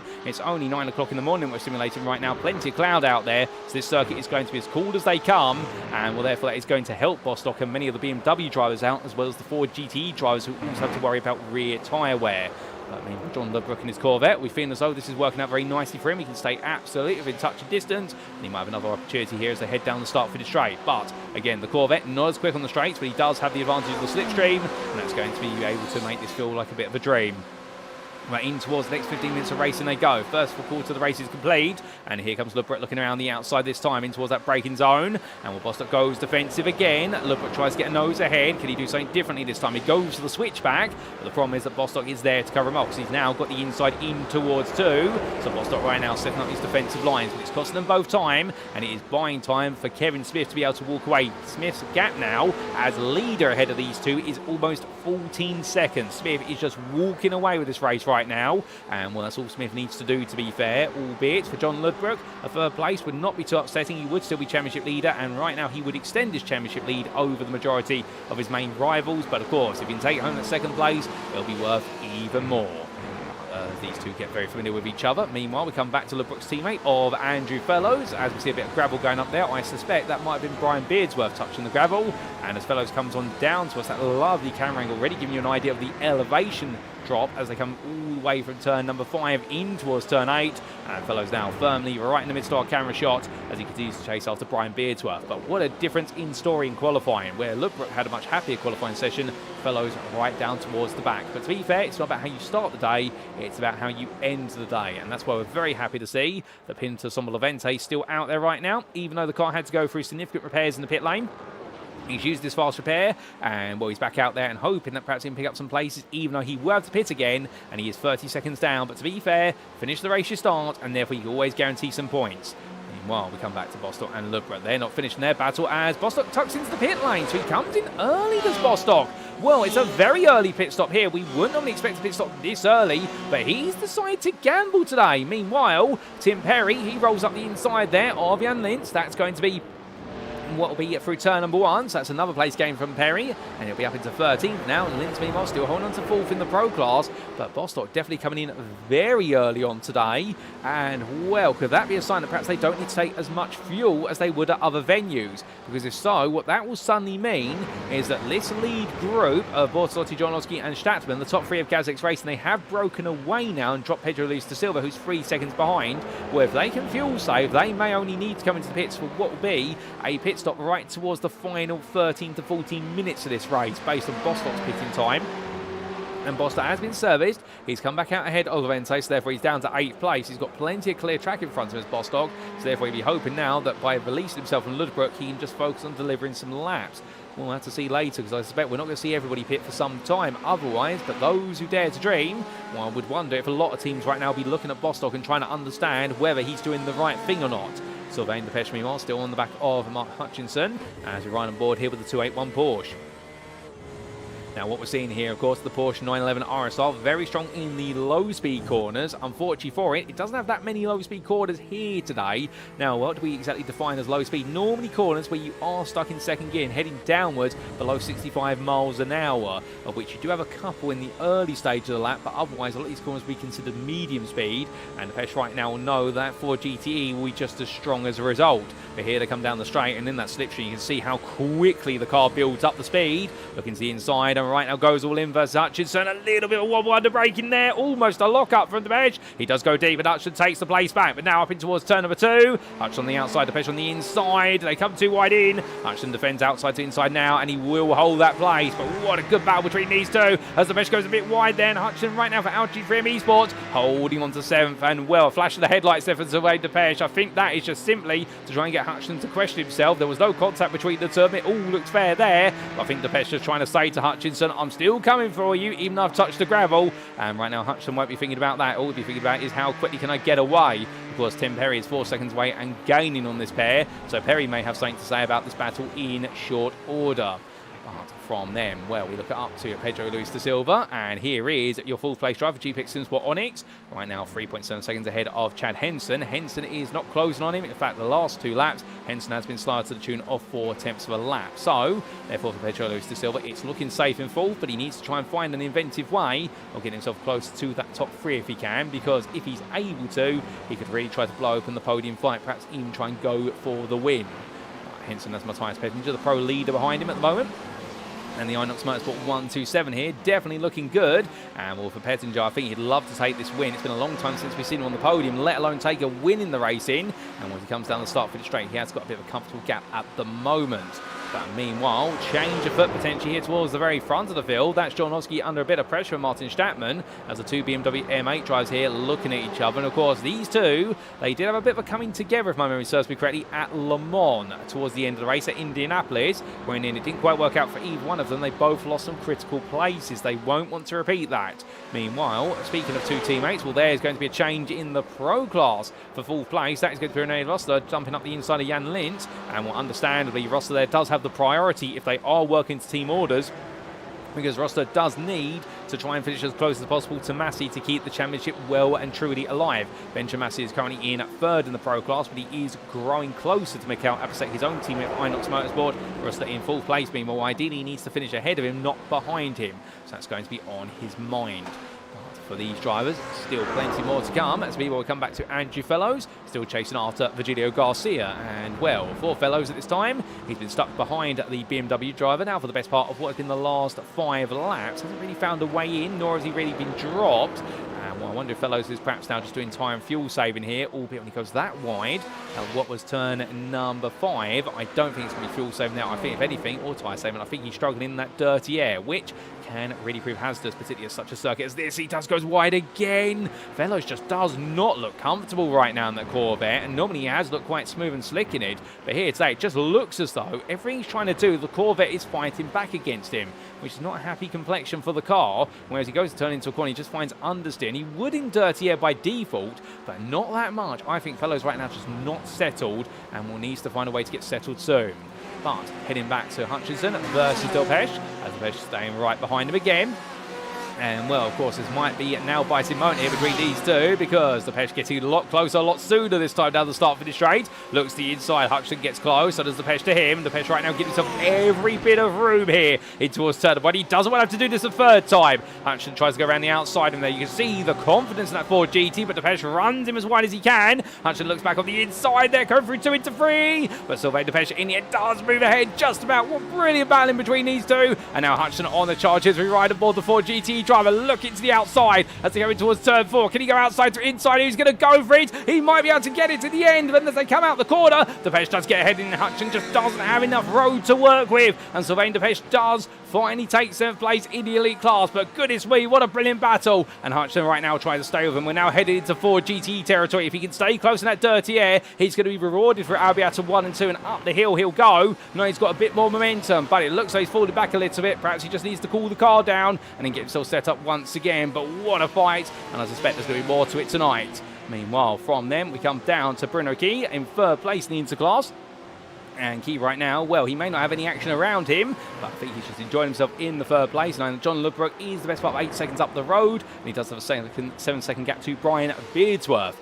But the aim of the game here for the WePay 300 Esports Drive is not to make any mistakes and just keep it together. This podium would definitely go well for him. It would mean that he would move close to Andrew Fellows. In fact, he might even jump ahead of Fellows, but Ludbrook would gain some ground. But Bruno Key definitely targeting what would be a top 3 in this championship this season. And with his 3rd place would definitely almost assure him of that going into the season finale. From him, we then look back up the order again. We look to Olivia Dean, and well, Dean right now for the Cube Racing team has Kevin Smith closing on him. And no, we're not saying that incorrectly. Kevin Smith, the inter-leader right now, really going quick here today. And what I've been hearing the rumour down in the pit lane earlier on, or down in the paddock, over the course of this week, obviously a lot of drivers practicing the officials, and a lot of these drivers do meet each other in the official races as well. And many saying that Kevin Smith really looks as though he's got the bit between his teeth in the practice races he's been taking part in. He has been looking absolutely on fire, very aggressive as well, and I think he's got a real bone to pick right now of himself over what happened at Interlagos, and in the end he's trying to get rid of the demon of the past. Of course, the incident itself may not have been his fault. It was the convergence speed that we did see between himself and Handa Yang, where Yang hit him on the rear from what we recall of the incident, albeit I'm not saying that Yang is at fault necessarily. The stewards will have to deem that, but understandably Kevin Smith right now was not happy about that, and I think it really has left a personal mark on him. Not personal against Handa Yang, but in the fact that he thought as though it was his race to win, and it wasn't his win in the end, and it does things to you that, and he needs to prove to himself today, I think, that he can win these inter-races, and that's why he's pushing so hard right now. But as he comes on down the hill, well, definitely looking, of course, to win it, but he's got a long way to go, and we're not going to put the commentator's curse on him. Meanwhile, Depeche and Hutchinson, they're still running nose to tail together. And he's still coming on around and through, but what we can see is that Hutchinson in that Ford GT, he has not slipped away at all. As meanwhile, there has been a big incident for Robin Noel Brown. We are going to get you a replay of that when we can, ladies and gentlemen. There's also been another couple of cars that have gone off the road. I think there's been a multi-car collision somewhere out there on a previous lap, because right now things have not gone right at all for a couple of drivers. But coming across this timeline, we're going to stay transfixed here to the Depeche-Hutchinson battle. We're not going to cut away, and the Depeche here defends the inside. Oh, goodness me, that was a little bit of a flick there from Depeche, and Hutchinson went to pull out. He won't be too happy about that, because Depeche did call that late. But I think both drivers right now, they've both tried to get into each other's skin here. They're both giving each other as good as they get, and coming out to turn one in towards 2. Hutchinson almost there, but Depeche covers him off. Hutchinson made to go around the outside again, really being made to milk the tyres that Ford GT, and he's going to get on the inside in for 3. Depeche now goes to the switchback here. Tim Perry's close to this battle. Small touch between the turbo here. Keep it clean, guys. We're absolutely loving this. And Depeche looking around the outside to inside here, but Hutchinson, you can see right now trying to close the door. The door's still open. A little bit of a touch between them. Hutchinson slides loose, and as they come down here in towards turn number 6, Perry queues up behind us and says, "Wow, can I help, Mark?" And Mark's probably saying to him over the radio right now, "Just leave me to it." Just there's another touch in towards turn number 7, but in the end, Depeche just squeezes ahead by the tiniest of margins. They head up the hill. My good lord, if they were any closer than that, they would both be going to the wreckers' yards. And as they come through turns 8 and 9 right now, these two absolutely fierce, both running wide, both twitching on corner exit. You can see how much this means to them. It may only be 7th in the elite class, but for these guys, this is the equivalent of winning a race today as they come down towards turn number 12. But Depeche does just get ahead, and well, now Hutchinson and Perry have got to make a decision. Do they let Hutchinson carry on fighting, or do they let Perry take the place? They're knowing that Perry is the quicker driver at this point, and give the Altitude 3M Esports Drive the opportunity to try and get ahead of Depeche, and therefore perhaps help Mark Hutchinson on through as well, because of course Perry's got plenty of places he wants to try and gain as they make their way down towards turn 15. When you see Rene Rosler's caught up to this, so is Jan Lintz. They're all catching the bar. Hutchinson now breaks himself onto the gravel there at turn 15. The car rolls to a stop, and he gets it back together immediately there. And well, to get a replay of that, I don't think he's touched. I think he missed his braking point and just went straight on there. Such was how much he's focusing on what's going in front of him. But an innocent mistake there, but a big one. And it drops him all the way down to 15th place. And Mark Hutchinson right now will be absolutely fuming with that. It's been a tough lap for him to absorb, but he gets himself back together as quickly as he can. Meanwhile, in the battle of two Porsche 911 RSRs further back in the Pro class, well, here's Brandon White and John Shamblin together. These two have been racing each other for some time, and what we can see here is that Shamblin right now still trying to find his way into 7th. Albeit it's not going to be easy said and done here, as Brandon right now will really know that he's got the same car, and therefore it's all going to come down to the driver and how they set up their cars respectively. As White, they're taking plenty more width from the exit of 1, but that means he does have to shuffle the car much more quickly to the outside of 2. That's not always good. That will lean more heavily into the tyres, and in fact they'll unsettle the car, and he runs a bit wide out of turn number 3, and I think this will now be John Shamblin's opportunity. He's going to look around the outside, but does not try and go all the way round, knowing at the end of the day he needs to keep the pressure on White first rather than try to make a crazy move. But rolling the way on through, well, right now it's going to be Shamblin who stays behind. But as he does, we take a look back in time as to some big moments from earlier on in the race on lap number 14 starting, went off track for Andrew Fellows. So this was Fellows making his way down the start-finish straight for GTE SimSport Xenon. What exactly happened here as he's making his way on down?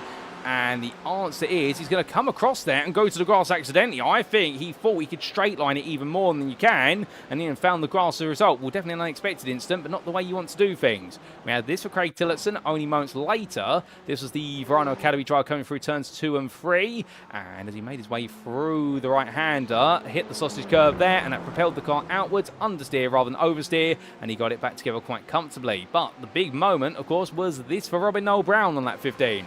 Now, what exactly went wrong for the GTE SimSport Onyx BMW driver? It was coming through the left into right. I believe that was turn number 5. And on exit, the rear of the car let go, hits the barrier, and in the end, the bonnet goes flying up into the air. The front bumper comes off as well. And for Noel Brown, that would have been a car that he needed to get turned around, but I suspect it will then subsequently be a tow to the pits. Well, back to live race we come, ladies and gentlemen. And one good time as well, because here looks John Shamblin up the inside of Brandon White. He can't quite find it at the moment, and has to wait instead. But coming up the hill, these two drivers definitely push each other as much as possible. And of course, we do have that replay to come back to as to what exactly happened for Mark Hutchinson. And well, we will get that very shortly. But Shamblin still trying to poke and probe a move here on White. He's been waiting for some time, but we can see looking at the inside there, it's turn 4, and we're getting so close. White is struggling a little bit at the moment with regards to these opening corners as we just transition over the halfway point of the race distance. Shamblin has to back off there coming in towards turns 6 and 7. Being that close going down this hill, it's going to be a recipe for a disaster because you have no visibility of the corners. Going in towards Arabiata 1. Well, White goes very deep there. This is going to be a big run for Shamblin, but he's got to time this right. If he gets too close too early, the water dirty is going to be oppressive, and White is struggling. Shamblin's going to look to the inside. He's got to go for this now. Surely he's got to pounce whilst the iron is hot. And in the end, well, White just runs a little bit deep there defensively to make sure that Shamblin can't get alongside. Coming through turns 10 and 11. Well, Shamblin drifting sideways there. Oversteer now, becoming his enemy. And in towards 12. Well, White just parking it on apex there. Shamblin right now, he's got all the pace, he's got all the confidence, but unfortunately, he just hasn't got the grace to try and get it done at the moment, and he's still going to have to wait a little bit longer as Sylvain Depêche tucks into the pit lane here. He comes in from battling with Tim Perry for 7th place in elite class, and he lets 11th place go. And well, more pit stops are now starting to play out for several drivers here, and well, Perry carries on, and he brings Rene Roster with him on that journey as they make the way now into the second half of the race distance, but of course, many still on their first stint.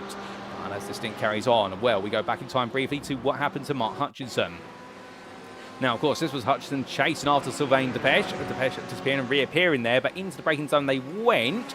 And as they did, he broke a little bit late there, and I think he had to straighten the steering wheel and lift off the brakes through fear of tapping the rear of Depêche's car. So the Altitude 3M eSports driver there, either he missed his brake marker, alternatively, I think he might have in the end just not broken enough and had to take escaping action to avoid hitting the rear of Depêche's car. Well, either way, unfortunate for Hutchinson, but he did get himself back together quite quickly, and that's what we love to see. But with Depêche having sold his pit stop, Altitude 3M eSports, we letting Hutchinson know about that, as they will Perry. They'll need to be aware of that for the fact that it might come into their strategy call a bit later on. But coming back to your lead man at the moment, as we do say hello there to Benas F1, who asked the question, is our race leader Bortolotti an actual GT Pro driver in real life? And as Bitcoin Satoshi Crypto said, yes, he is. Indeed, it is the man who raced as part of the Rolex 24 Hours of Daytona quite recently in the GTD Pro class. And he's on the grid today. A massive fan of racing these GTEs, and will right now proving to be an absolute menace in the 2026 Season 1 Division 1 Championship in the iRacing officials. And I do believe he is leading that championship. Indeed, everyone's asking the big question, how can you slow this man down? Well, indeed, we're asking that question right now because he is looking to try and make it a 7th win. In 7 rounds he's been able to participate in. He is your Elite Championship leader, although to be fair, last time out he was kept honest every step of the 90 minutes at Interlagos by Tim Perry. Mirko Bortolotti, the only try to stay with him at the moment, as Martin Stattmann has a little bit of a slide there, albeit the Gazix Racing MCM drive trying to stay with the leaders, but I think the pace is now starting to get to his tyres, and we'll understand it will gradually go against them as time goes on. All of them will find those tyres are starting to get worn on down, but of course in the GTEs you've got to manage them. But the BMW, one of the weakest on the tyres, and that's where that weakness is being exploited. But Jordan Shamlin, meanwhile, we come back to him, battling for 7th place in the Pro class, still fighting with Brandon White. And well, you can see under braking there, Shamlin just so much more confident by comparison with White, and it's in these opening 5 corners where he's got such an advantage. He just is able to carry about 2 to 3 miles an hour more through the apexes. But the thing is, if he gets too close too soon, he has to back off, and that's the problem he's got. He's got all the pace, but he's not getting it at the right time, and it's just hurting him more than it's aiding him. Meanwhile, further down the order, Brian Beardsworth, he's just been passed by Albert Parrish, so that is the elite driver moving ahead of your Inter driver. But Beardsworth currently the 3rd place runner in the Inter class, but bear in mind, he has yet to pit. So that, of course, does throw a little bit of confusion in the works.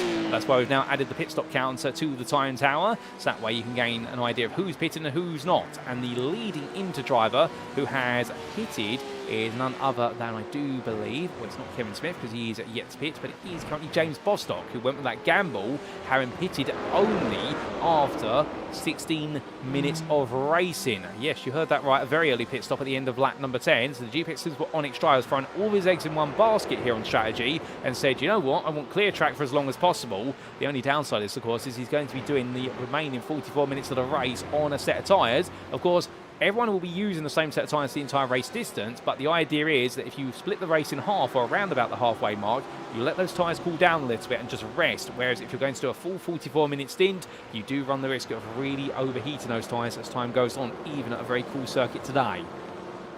As Bostock comes on down through turn 12 right now. No signs of him struggling. In fact, behind him, he's got a bit of a comfortable gap to Craig Tillotson for the best part of 3 seconds. And here is Tillotson right now, yet to pit for Arno Academy. He's in a bit of a different race, as Brian Beardsworth has come into the pit lane from 3rd place in the interclass. So he's decided it's time to pit. And well, here is Beardsworth make his way on down pit lane right now. And the number 88 Privateer, well, he'll be hoping that this is the right call to make. His target is to make sure that he's going to potentially come out ahead or near Bruno Key, as here's the WePay 300 eSports driver. He has pitted on lap number 18. It's only 3 laps to go, and he heads towards the timeline here, and he's going to get ahead of Beardsworth. So it won't be Beardsworth who's battling with him. It's going to be Key who's chasing after Bostock. That's his target, really, but Bostock is 9.5 seconds up the road, and Bostock's pace right now is a little bit quicker by comparison, as Key does let just Noel go on past there to unlap himself. In fact, unmark himself, they're both on the lead lap, let's correct ourselves. But as Beardsworth leaves the pit lane, here he comes. He makes his way onwards, where he will have what is Levente in front of him, but the Bombay Racing Privateer has got to pit once again. He's been in once for repair work on the car, but he's got to pit again for the purposes of strategy. He will need the fuel to get to the end of the race. From all the drivers further down, we come a bit further up the interfield, and here's Andrew Fellows, and he's got the company of Christian Ablasser behind him. Ablasser, who did pit towards the start of the race due to damage picked up on the opening couple of laps. But Fellows right now will know the fact they're in 2 different races and 2 different classes, so there's probably no need to fight him. So I wonder if there'll be a place swap in the near future.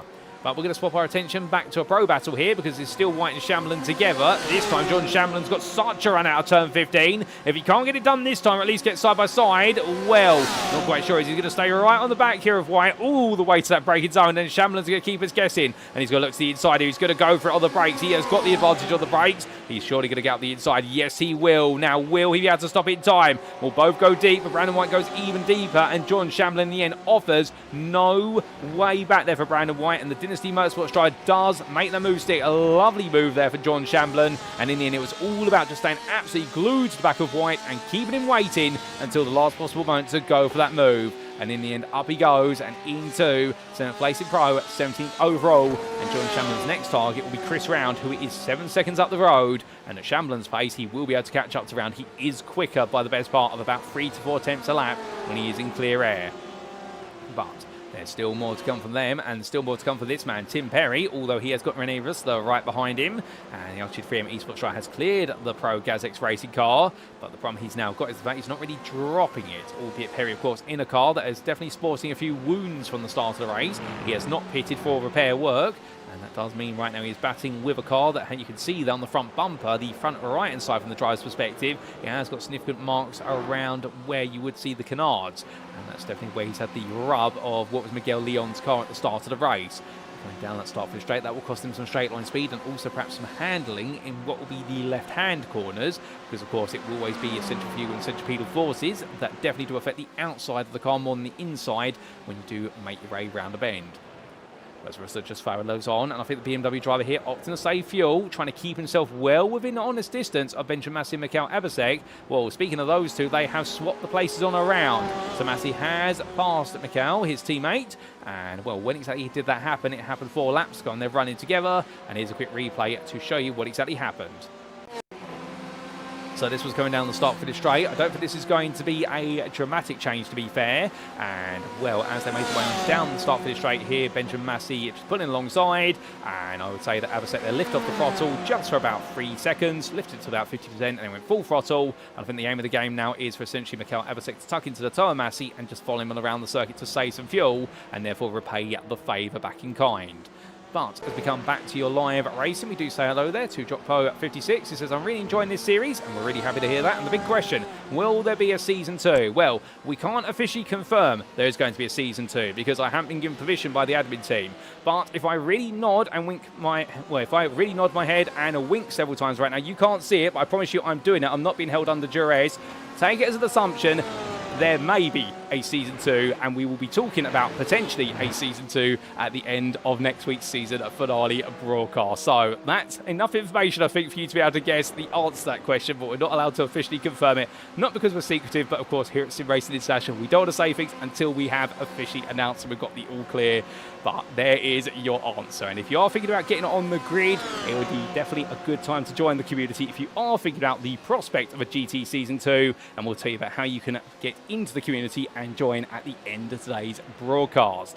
But still, as we continue to look at the live here, Mirko Bortolotti going up the inside of Brian Beardsworth there. Beardsworth now going a lap down. And well, as they all roll the way on through, Bortolotti will gain a bit of time as Marinko Jornovski in the end does also find his way through in the end, and Beardsworth doing all that he can as they come through turns 8 and 9 there to step aside, and understandably, well, we are racing GT racing. It does mean blue flag rules are to the point where the lead lap car has to make the overtake on the car it's going to put a lap down, and the lap down car is not to fight the lead lap car, but it's not expected just to get out the way either. It's expected to drive in a predictable and safe manner, and that's exactly what Beardsworth was able to do there. And Jornovski more flashed his headlights to say, I am going for a move, don't do anything, rather than to say to him, can you please get out of the way.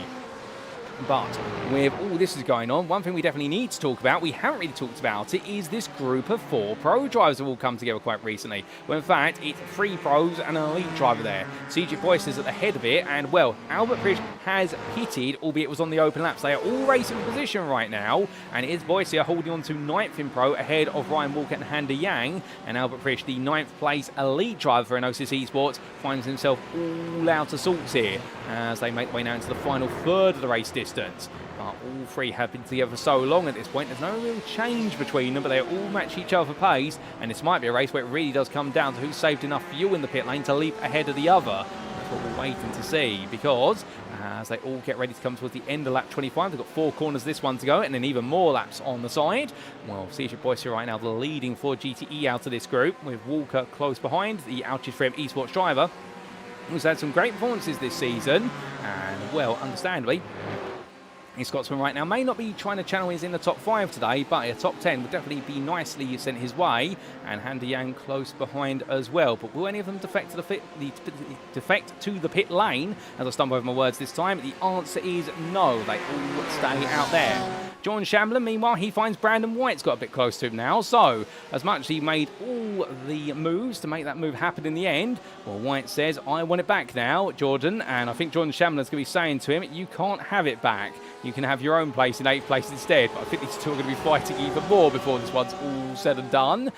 And we'll come down towards turns 4 and 5. Well, right now, the 175 driver here, and definitely looking as though right now he enjoys being under pressure as much as he enjoys putting pressure on drivers. So I don't think Shamblin's out of his comfort zone whatsoever. I think it's also a mistake he's made that's led to him falling back this far. And in fact, we've had a couple of mistakes for drivers, and there's some replays to explain what may have happened, starting with John Shamblin.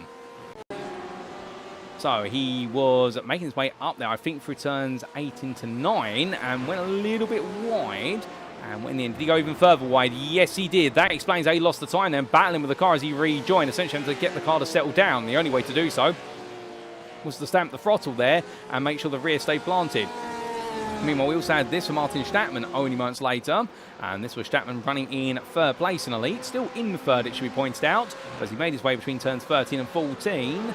Well, coming out to the corner, and in the end, oh, goodness me, went a bit too far over there as he got ready for turn number 15. And I wonder if he became a bit complacent there, perhaps a little bit of hypnosis with regards to the fact getting into such a rhythm and almost falling asleep at the wheel. Not literally, should be pointed out, but it does happen, to be fair. When you're really in that mood of just trying to follow the car in front, you almost become hypnotised to look at the car in front rather than look at your own lines, and you can make some unconscious mistakes there like that.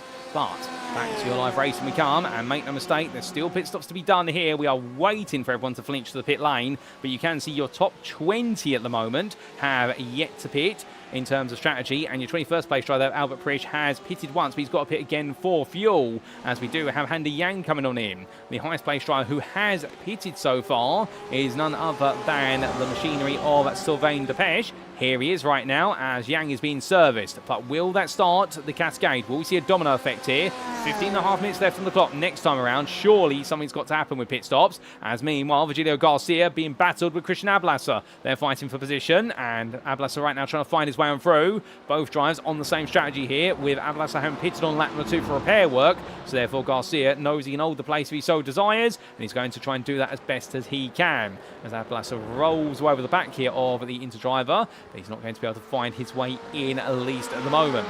As Ablasser right now will try and think about a better place to go for a move. He might be able to find it towards the end of the lap, but not down here through turn 6 through to 9, unless Garcia makes the mother of all mistakes. Albeit, to be fair, if he does so, it'll be out on the gravel there. It'll be less an overtake and more of an inheritance of the place. Ablasser is to back off. That dirty edge just forces the car to fall backwards. No way in for the GazX Racing MTM driver right now, and has to wait his turn a little bit longer. But making his way in towards turns 10 and 11. Meanwhile, CJ Boyce and Ryan Walker there, still as they were, and Albert Prisch is following them. But into the pit lane has come Handy Yang from the back of this group. So therefore, Yang now is the question: can he leap ahead of the 2 Ford GTEs that he was following for so long, or will he still be behind them? From them, we look to Chris Round, who's going to try and put a move here on Mark Hutchinson. He's going to try and take what will be 14th place overall, the pro driver, off the elite driver. And the answer is going to be that's not going to come forward for him initially, as Hutchinson goes defensive. Meanwhile, John Shamblin and Brandon White fight each other. Hutchinson has been able to hold off Chris Round, but meanwhile, John Shamblin definitely right now having to really stick it out the inside of the corner to make sure he doesn't lose ground. So White's come back at him, and it's all because of Shamblin making that small mistake at turn number 9. It's cost him so much time, and suddenly it may have cost a bit of confidence in the car. We do have a black flag for Robin Noel Brown. I believe that is for speeding in the pit lane for the GPX SimSport driver, though we don't have 100% confirmation on that. That's what we have been led to understand. As from them, we do still have Garcia trying to find his way past Ablasser. No way through at the moment. These two continue to fight here. So we have got some battles between drivers of 2 different classes at the moment. And, well, there's nothing to stop them from fighting. Ablasser right now trying to send the Morse code equivalent of, why are we fighting? Why can't you let me go? I think Garcia just trying to enjoy himself out there, and Ablasser might have other ideas. Speaking of ideas right now, well, Chad Henson has the idea to come into the pit lane, so he will end up his run, and we decide that after the grand total of 27 laps, the fuel tank can't go any further. But meanwhile, our overall leader, with Marinko Jornowski behind him, these two still carrying on here. How many more laps can they get on that fuel tank? We saw Bostock pit after only 16 minutes of racing, so therefore the theory would be, with the amount of fuel saving that our leaders can normally do, can we go 50 minutes without a pit stop? We will see a pit stop at some point. Surely this is not a no-stop race, given the fuel tanks that we have restricted. And then again, if they think they can do a no-stop, we can't blame them for it, but it will be intriguing. But we are expecting at least one pit stop. It might just be the smallest splash and dash in the world. But as Brandon White makes his way into the pit lane and Chad Henson leaves the pit lane, there is White heading on in. Well, he'll stop fighting with John Shamblin at the moment. The Dynasty Motorsports driver will know that on this lap now, until when he pits, he's got to be delivering qualifying laps here to make sure that White is nowhere near him when he does make his own pit stop. So that's always going to be on his mind, as also Cedric Boyce is coming in, whereas Ryan Walker has been allowed to go. Cedric Boyce there, he is hidden behind the pit wall, but we promise you he is there, and Ryan Walker carries on his way. So the altitude for him, eSport Try knows now he's got to attack the lap because he was ahead in the stakes of fuel saving, but he now needs to use some of the excess fuel he has saved in order to make some progress. Meanwhile, Virgilio Garcia still keeping Christian Ablasser at bay. Ablasser flashes headlights there, and well, I think right now patience is wearing a little bit thin for the Gazix Racing MCM driver, but there's, as we said earlier, there's nothing to stop the two from fighting. Garcia is allowed to, and we're coming out to turn number 3 right now. You can see breed himself over to racing line. Ablasser will duck back to the inside, and there's a contact between the two. He tries to squeeze his way up, but that's not going to work there, and I think he was trying to put his nose in to essentially threaten Garcia into lifting off or going deep into the corner, but Garcia simply holds his ground there and says, well, if you're going to do that, I'll take us both to the steward's room, and well, you're going to have the book thrown at you. But Garcia right now knows he's going to have Ablas looking around the outside, but that's not going to work, as meanwhile into the pit has come Mirko Bortolotti. Several drivers are in, they've all made the way down, and in fact they all come through. They've already completed their pit stops as quick as that. It is a short splash and dash, and Bortolotti comes back out in third, just ahead of Jornovski, and in they've only spent 8 seconds stationary there. It's barely any fuel going in the car. Your pro leader, Matthias Pettinger, he's in the pit lane right now, and he's already been serviced. He's making his way out. Chris Round goes on to lead a lap of the pro race, albeit he has got to pit, but Pettinger does have behind there Olivia Dean and Kevin Smith for close company, so they're all absolutely entwined with each other. And meanwhile, we do see there Chad Henson getting ahead, and well, Chad Henson therefore reconsolidating his 5th in the elite class there. That's an important moment, that is, for Los Dos Bravado, in the fact that that gap to Olivia Dean has actually come down a little bit, in the fact he did spend an extra half a second in the pit lane, but he's still safe for now. Renee Rosler back behind Tim Perry here. These two, as they were when they made the way into the pit lane, they were working together, albeit it was Rosler ahead of Perry, but now the places have swapped. But I think at the moment they are entwined and into this battle for the long haul. As where exactly is John Shamblin in the meantime? Well, Shamblin is still out there, and he's one of a few drivers now. We only have 4 drivers who have yet to pit effectively. Virgilio Garcia is coming in, and Christian Ablasser has been released as a result of that, but he's still got to come back into the pits once again, and he'll be hoping now that he can put in a good enough lap to leap ahead of Garcia, giving it all. Meanwhile, Sylvain Depeche has come out behind Ablasser, albeit keep in mind, of course, that Depeche has served his pit stop. Ablasser has yet to serve his mandatory pit stop, and as much, unless Ablasser is going to do a huge amount of fuel saving to make up what we suspect will be 3 laps worth of fuel on top of what he was able to take when he did make that brief pit stop on lap number 2 for all the repair work. Well, if he is able to pull this off, Ablasser, that would be an incredible feat of strategy. My gut instinct here says that he will have to come in just one more time, unfortunately, as Martin Stattmann and Pedro Luis da Silva both into the pit lane. Albeit there is Stattmann leaving the pits. He comes up behind Jornovski, and here comes Luis da Silva as Round comes in for the lead of the pro class. There's Garcia behind. Where is Chad Henson? He's making his way out the final corner, so Luis da Silva will be safe from the Los Dos Bravado American driver. And well, that will be all the pit stops inside the top 10 complete, as John Shamblin finally comes in for his one and only pit stop. But we are waiting to see where he's going to come out ahead or behind of another Brandon White, and that answer is coming soon. As meanwhile, Olivia Dean here goes up the inside of Matthias Pettinger, who doesn't fight this, and well, understanding the Inox Motorsport driver just wants to focus on winning the pro class race today.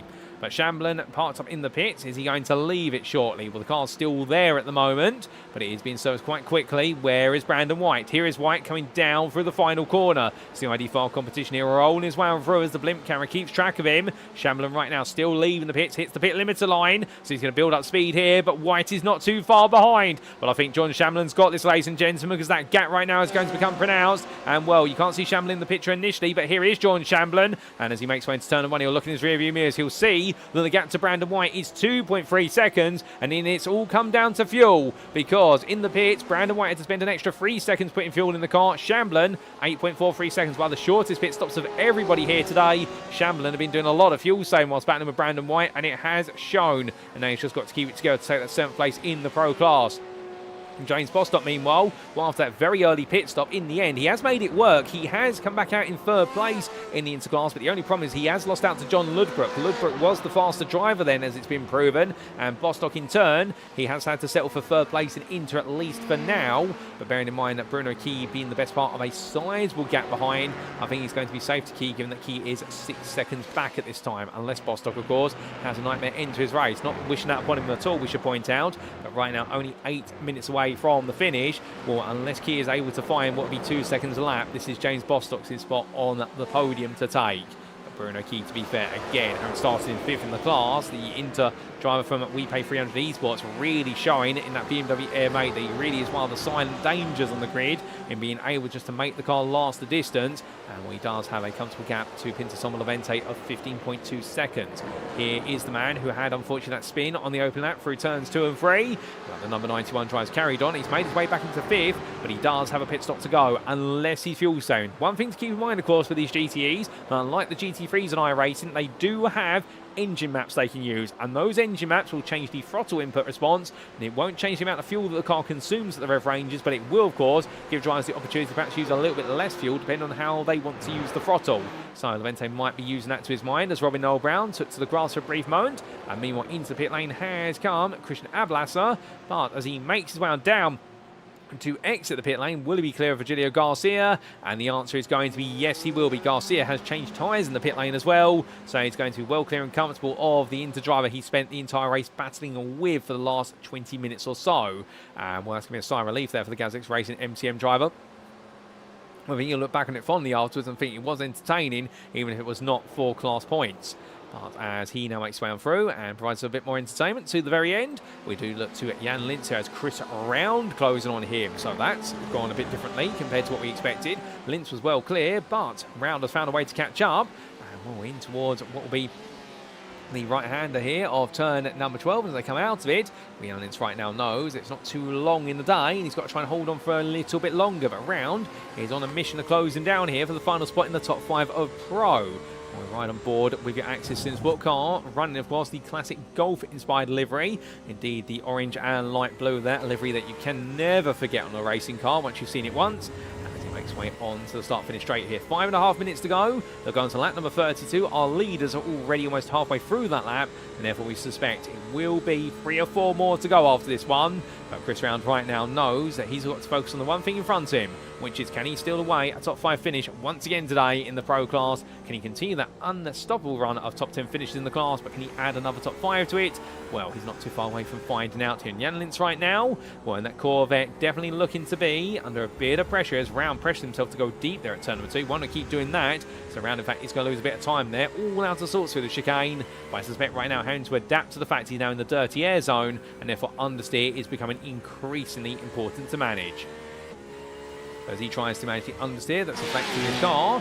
Well, from him we come up to Benjamin Massey, right now second of your Pro drivers, head of his teammate Mikel Abasek, and the lead of the class, Matthias Pettinger, is only 3.5 seconds up the road. Now, do keep in mind, of course, that last time we did see Matthias Pettinger on the podium was all the way back in round number 4. He had a second place in round 3, then a third in round number 4, but he has yet to take a win, this man. So understandably for him, and I think the team might have said over the radio that it might be his win to take here today. Well, Benjamin Massey, of course, if he could take the win, it would give him more comfort versus René Rüssler, but when Rüssler is down in 4th place at the moment, well, it's going to be the difference of 10 points between the 2 places, between Massey and Pettinger, and every point is valuable, but I wonder if the team here will focus on giving Pettinger the win, so that way give him the best result and trying to give him the chance to make his way back into the top 5 of the championship, and also make sure that the team does get the 1, 2, 3 on the podium, which will be huge for them, both publicity-wise and also with regards to bringing on home that team's championship at the end of the season. Because remember, whenever we've spoken to Massey and Pettinger in the interview room, and even Abasek, to be fair, they've all said the same thing. It's not off a script, to be fair. They all mean it, which is the team comes first. The Drivers' Championship, as long as we finish towards the front of it, we'll be very happy, but the Team's Championship is where their heart is, and well, right now their hearts are definitely in the right place. Looking to Olivier Dean, the 6th place elite driver for Cube Racing Team. Well, the problem he's got is the fact he's not really around elite drivers anymore, although he is closing little by little on Chad Henson. The gap to Henson, 2.5 seconds, and it is oscillating, but nudging his direction by a 10th or 2 a lap. Well, the thing that the 280 driver here is trying to do is just to simply close that gap a little bit more, as your interleader Smith is getting quite close to the back of Pettinger here. And, well, these two right now running nose to tail, and I wonder if Smith will back off, given the fact he's got such a gap to Ludbrook of 30 seconds. There's really no value at this point in trying to take another overall position, unless it's for a little bit more pride. We'll see what's the plan there from him. But the Renault Academy driver has been absolutely stellar today. And where exactly is his teammate, Craig Tillotson? And well, he's down here in 9th place in the class for Renault Academy. But to be fair to him, he's put together a good race, albeit it hasn't quite worked out in his Ferrari today. But definitely right now looking cool as they come, as he chases after Virgilio Garcia for 8th place. Gap between them, 2.2 seconds. Maybe hoping he can bring that down before this race is said and done. But we go on to what will be your penultimate lap, ladies and gentlemen. Mirko Bortolotti having crossed that timeline the best part about 20 seconds ago. And right now, 2.3 seconds clear. Mirko Bortolotti looking safe at the very front of the field. And, well, it does seem as though it's going to be a 1-2-3 for GTE Racing. And, well, it'll be Stattmann in the 3rd place right now in his BMW M8. That's fallen away a little bit from Bortolotti as this race has got tighter and tighter towards the end. But Tyre Life definitely biting right now at the BMWs. And Bortolotti just seems to be a little bit better at managing the tyres over the distance. But for Stattmann, of course, this 3rd place would definitely be a very happy result for him. And it knows, of course, it keeps his chance of being the runner-up in the Elite Championship very much on track. As he stays on track, further back, we look to Justin Noel. And the 2-on-5 right now, the Privacy Corvette trying to find his way past Brandon White for overall 19th. And, well, will White make this difficult? The answer is going to be no. In the end, Noel's going to give him the opportunity to make his way past his fellow countryman without issue. A smooth move there, and will recover his way into 19th from starting from the very back of the grid, as he has done several times this season. Given he's not in the championship fight, he's decided to give himself the opportunity to put on a challenge, which is to carve his way through the field as efficiently and also professionally as possible. And, well, to be fair, he's definitely been a professional out there. A long-standing member of the SimRacing International community. It's always great to see him out on the grid. But as these drivers make their way through the SE sequence, well, what else is there to talk about in terms of battles? Not too many at the moment, ladies and gentlemen, I'm afraid, but we do see Bruno Key chasing after CJ Boycia for the 4th place into driver right now for WePay 300 Esports. I think just focusing on getting this race done. The gap to Pinto Somo Levente still at a very comfortable margin of the best part of 19 seconds, so he doesn't have to worry about that. And indeed, the interbattles further back all spacing out. But meanwhile, this man's not going to space out because he's got one more lap to go. And Mirko Bortolotti right now on lap 35. It will be the last one he delivers here today. But the Italian driver right now on home soil know him. And he's almost there, and wants one more to go on a Ferrari 488 Evo that, whilst it may not be the kindest to its tyres, he definitely has proven to find himself in a brilliant relationship with this Ferrari and is making it work wonders. Tim Perry, meanwhile, still chasing after Miguel Leon, trying to make his way into 10th place here, the Altitude 3M Esports driver. That'll be overall, not in class. And, well, can he put himself in between the two Inox Motorsport cars, or does he let it go? Well, of course, his teammate will be feeling a similar situation. Here is none other than Mark Hutchinson, who's trying to do the same. And he looks to go batting it with Jan Lintz, and we're getting so close there, coming up through turns 2, 3, that Indian has to back off effectively as they now make the way into the next sequence of corners. And in fact, as he looks down the outside there, giving Lintz the opportunity to defend himself, if you will.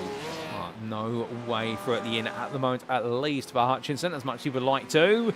From here, he's going to look up the inside of 6. That's not going to work either.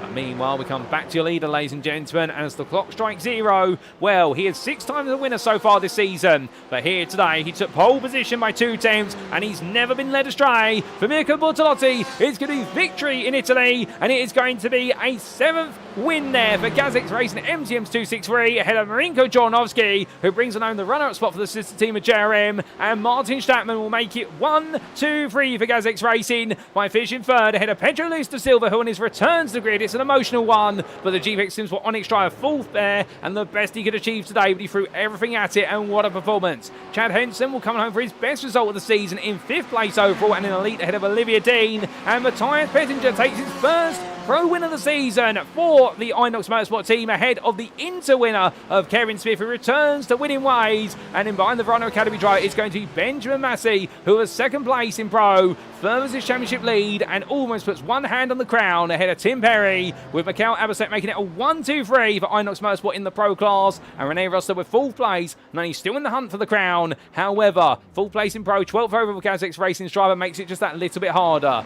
Mark Hutchinson takes home 13th ahead of Jan Lintz, and it'll be Chris Round ahead of Sylvain Depeche and John Ludbrook, and takes 2nd place in the Interclass. And the Chief Exton Sports Zenland driver will have a grin on his face. He knows that Inter Championship crown is almost his, going to Suzuka, with John Shamlin just behind it, Justin Noel, and it's Brandon White and James Bostock, who rounds off the run to 21st place and returns to the podium. It is not 4 DNFs in a row. He finally ends the DNF streak and he returns to the podium. What a drive from the 66 try ahead of Ryan Walker. And there'll be Albert Prish, Strategic Boyce here, and Bruno Key, who rounds off the run to 4th place in the Interclass. And for him today, a solid drive, but had no response to the GPX SimSport drivers in front of him. And Handy Yang finished ahead of Christian Ablaster behind, with Brian Beardsworth in the end rounding off your top 5 in the Interclass. And with it, your last lead lap finisher in the class, and what a brilliant drive from him, and indeed a phenomenal run there to take another top 5. The 88 driver today found himself right in the thick of the fighting, but goodness me, did the privateer put up a fight. But as everyone does cool him down, ladies and gentlemen, and what a race it has been here today. Well, of course, we say it's been an emotional day for this man because, of course, only 5 weeks ago, in fact 6 weeks ago, well, all the racing had to stop for him when he was right in the thick at the front of the field in the elite class. But to see him back here today for Pedro Luis da Silva, well, of course, Mirko Bortolotti may have taken victory here today, but this man arguably could be the winner in terms of just getting the car out there, and it's good to see him out there finishing 4th as well, and not just here to make up a slot on the grid, no, trying to stay with the top 3 every step of the way. But he couldn't quite break up the GazX Racing Team hold on the elite and overall podium today, but Pedro Luis da Silva enjoying himself as he comes on down the pit lane, and indeed so many drivers having a good time out there. John Shamblin as well, he may have only finished 7th in the pro class, but enjoying a race-long battle with Brandon White, a memorable one at that,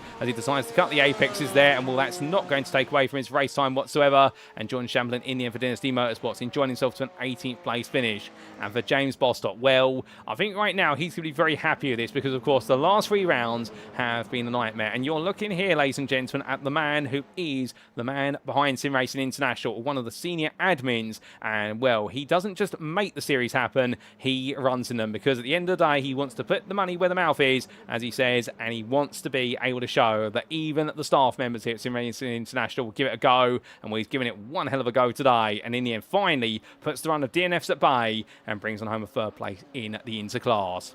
But with that as our drivers cooling down, we're going to cool them down from circuit side and take a look at those race results, subject to any Stewards inquiries, and here they are.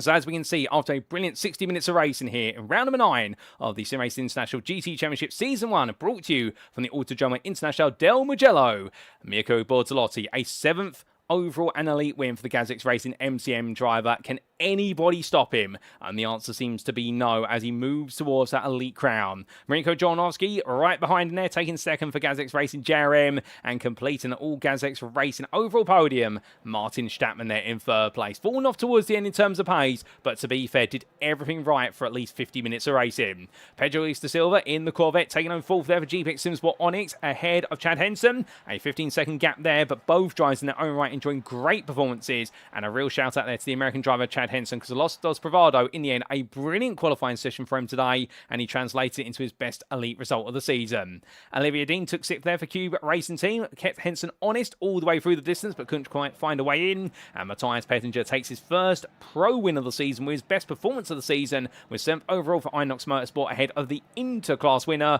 of Kevin Smith. They're absolutely dominant for Rhino Academy today, and nobody was able to get in his way. Benjamin Massey, 2nd of pros, 9th overall. The Inox Motorsport driver will be pleased to punch for that as well, knowing that championship crown inches closer. And Tim Perry there in 10th place for Altitude 3M Esports. The misfortune at the start of the race really cost him a chance of being able to chase down the podium, but still kept his head high and was able to finish inside the top 10. Mikhail Abasek, 3rd at your pros. It was best dressed in the 11th there for Inox Motorsport. A 1-2-3 for the team, ahead of Rene Russler, with the GazX Racing JRM driver closing at the late stages, but never quite able to touch the top 3. But he was ahead of Mark Hutchinson, who was behind him by 13 seconds for Altitude 3M Esports. And while the 2-3-3-4 GT loved fighting with everything it passed, including none other than Jan Linster for GazX Racing JRM.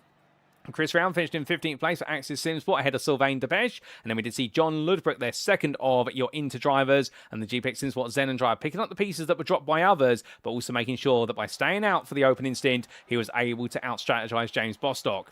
John Shamler to 18th ahead of Justin Noel, and Brandon White completed your top 20. And behind the ID file competition and in the 21st place was none other than James Bostock there for GPX SimSport Onyx. An early pit stop there to get him into clear air, but it wasn't enough to undercut his rival John Ludbrook, but it was enough to make sure he was ahead of Ryan Walker just by a couple attempts at the finish line.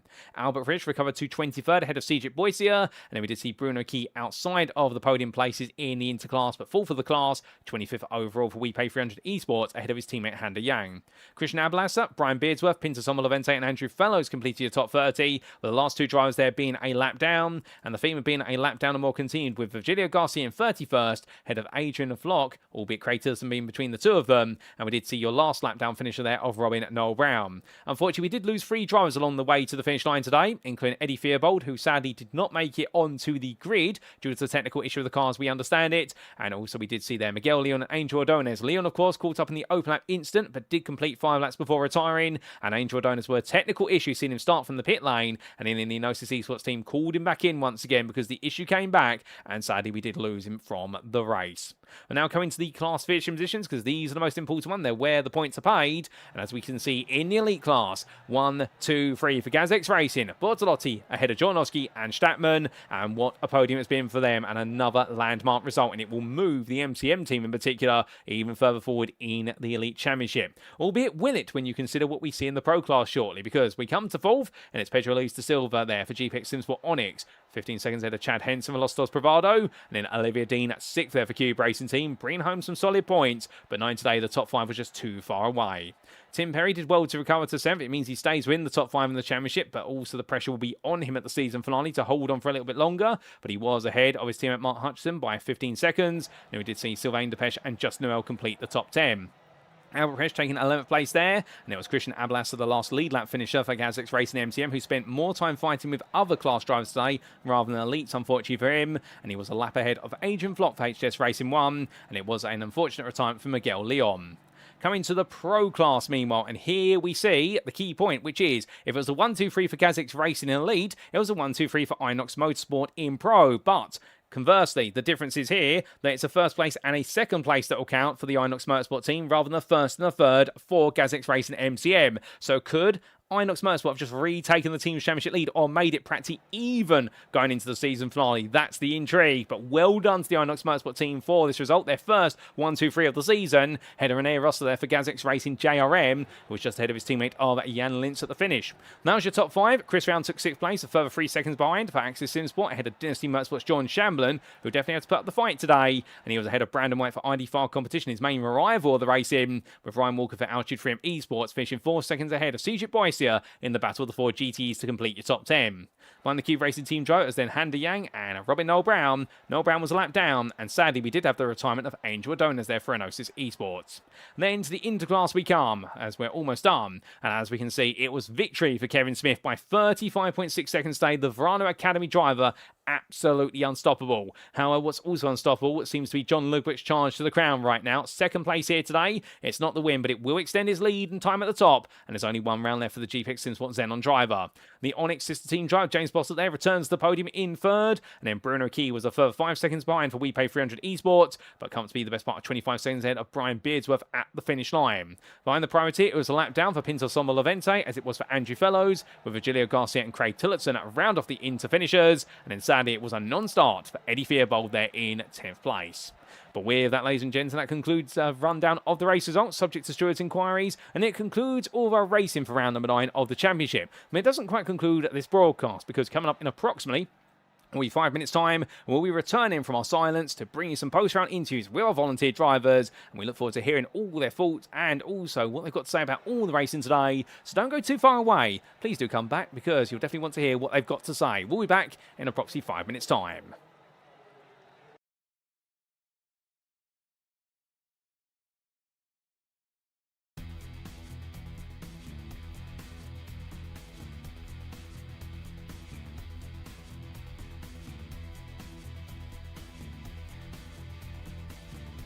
And it's lights out and away we go for our season opener as Stattmann gets a good start, but look alongside him and you'll see there Milton Tomlinson Dennis immediately go on the attack into the braking zone. 1 drive into the grass already, that's Mikey Story, but 3 wide they come into the opening corner. That's a bold move there. William Humphrey makes the place as they make the way through in towards turn number 2. I think the Altitude 3M Esports driver here might just be fancying his chances once again as they come into the braking zone now for turn number 1, and as they make the way from right into left, well, Hayden Miller here side by side with him. They'll go all the way through to turn number 3, and Saunders does take the place there. That's for overall position, not for pro position. Saunders is the pro leader, but he goes a bit deep there in 3 to the inside of 4 then. And Miller right now enjoying this. Saunders enjoying it. A little bit of rub and contact between the two of them, but nothing wrong with a bit of bump and grind between the two Fords, for the Ford and the Corvette, the 2 Americans I should say. And with those 2 Evo drivers in front of them, they're just, you know, they're realistically in a completely different race.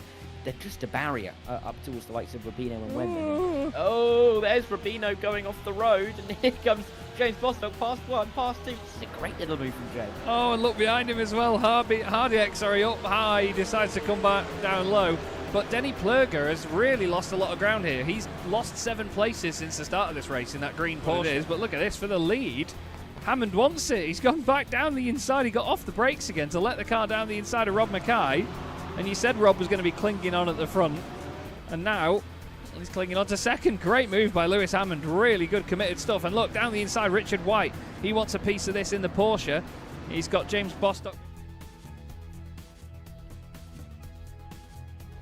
And it's lights out and away we go here as Mirko Bortolotti goes exactly on the green, and as they roar the way down towards turn number 1, Martin Stattmann side by side with him, but look behind, Tim Perry under pressure, Miguel Leon immediately as the Enosis Esports driver tries to put the pressure on. Further back we've got 3, 4 wide, they're all in the crush as they come through the opening bank. Look back for the rear of your second place runner, Stattmann, and Stattmann right now for the Gazex Racing team. What he's trying to do here, I think now, is just hold on to second, and if needed, he may have to act as a bit of a buffer and perhaps sacrifice a little bit of his race for the race leader here. Although Bortolotti, to be fair, I think might be holding some pace back, but here comes Lux in the tow, in towards what we roller coaster they come with the Virginian corkscrew. It's left into right very quickly here as they both make the way, and it's too wide on entry, but Lux gets ahead. It's up into second now, as it will be Martin Stattmann falling down to third, but Callum Lux does clear another one, and now only one car is between him and an opportunity of victory here today. Which is Perry going to make the move, or I'm going to have to make the move for him? Well, there's your answer. Perry's going to go on the inside here of Dean into the braking zone. Edwards gets to watch it from the popcorn seat view. Perry there being too wide on exit. Dean's going to try and hang around the outside. Does Edwards think about going up the inside as well? He gets himself ready for it in case there's contact, but there's not. Perry there being fair. Dean tucks back in behind. Lovely move there from Tim Perry. And I think meanwhile Beardsworth will hope they don't get close up in time as Beardsworth's going to look up the inside. He goes all in, and it's from very far back. He gets it stopped, however, and Beardsworth there nails the move, but Tillerson's going to come back at him up the hill. Does he go in on the brakes here? This is bold to do it on the inside. No, he does not. And Brian Beardsworth at the end, he gets it wrong. He goes out wide at turn number 6. Tillerson's going to be too wide with him, but too wide they're going to turn 7. Tillerson goes on the switch back there. 9 is no way through, and in the end they come down towards turn number 8. Well, there Tillerson backs off. He lets Hutchinson go around the outside, but is it the right call?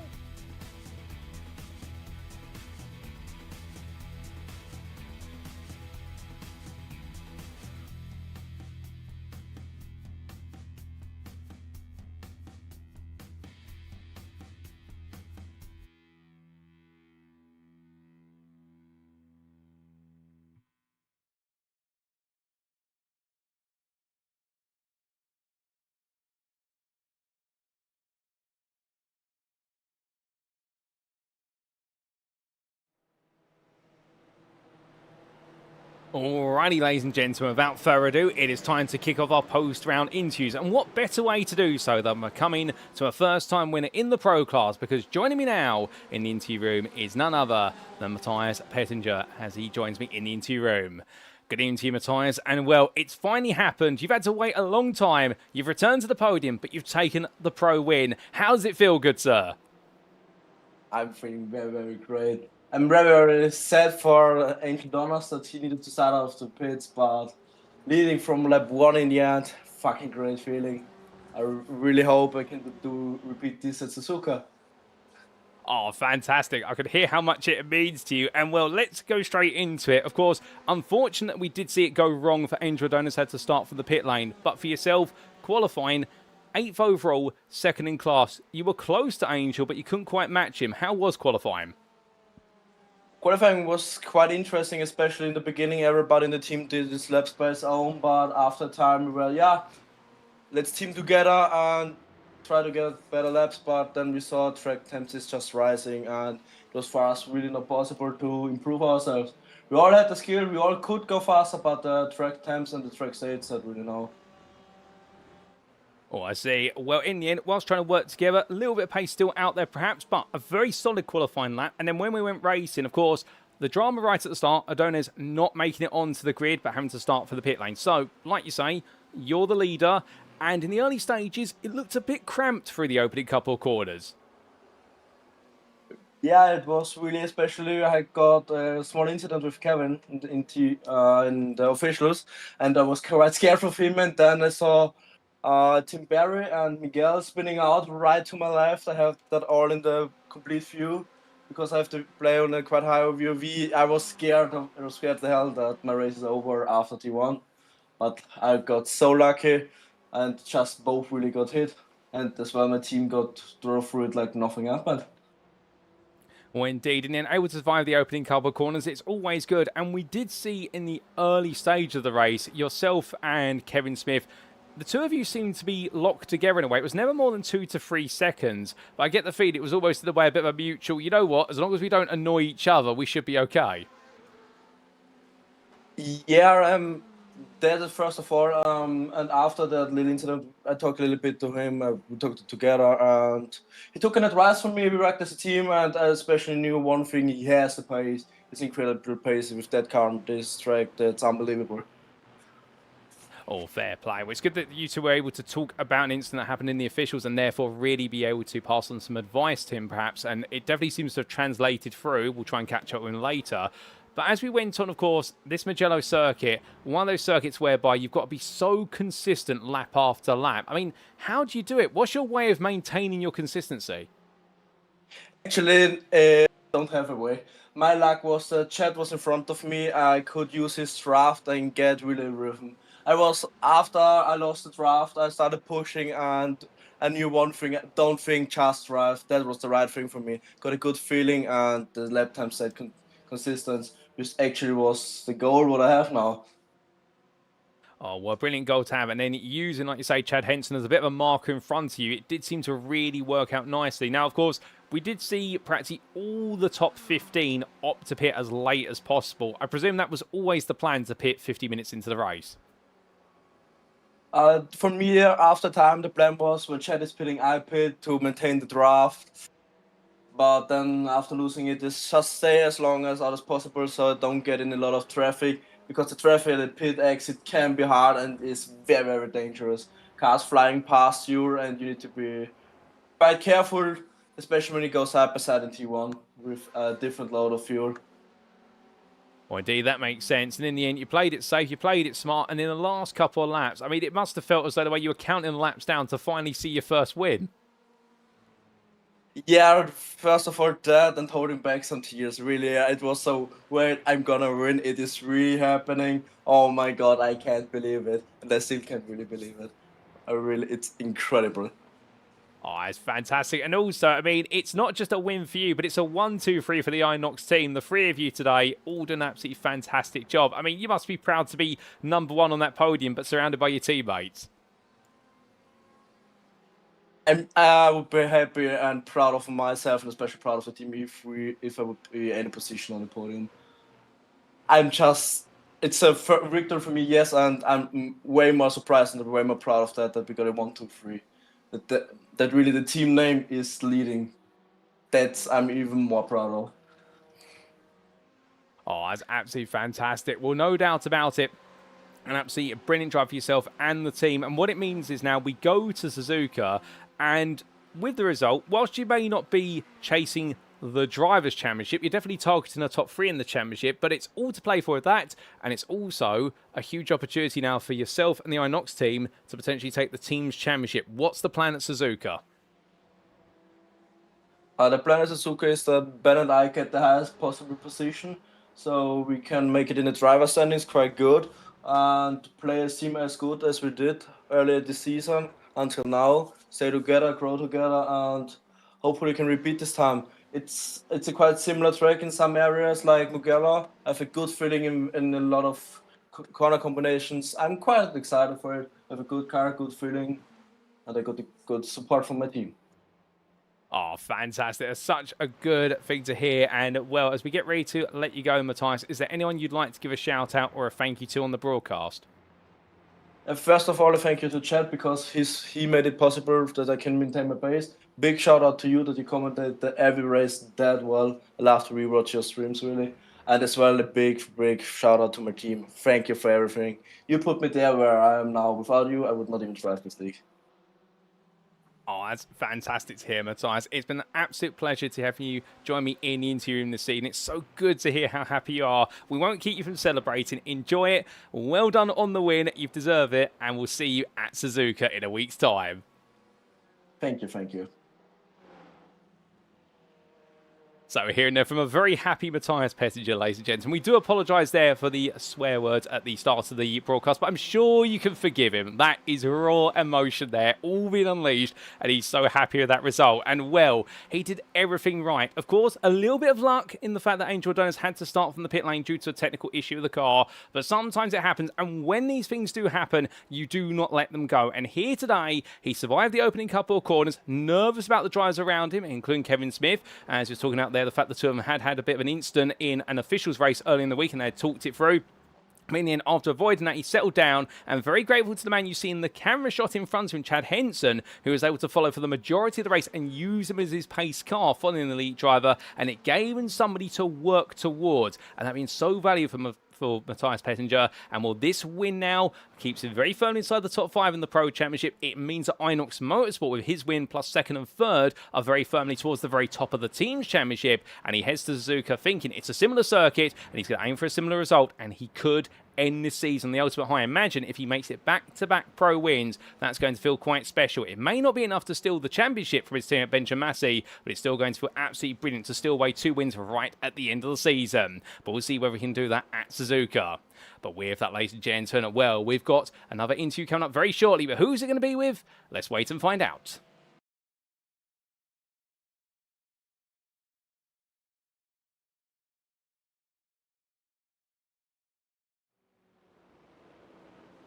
And so, ladies and gentlemen, we head to the elite class, and joining me now in the interview room is none other than Chad Henson.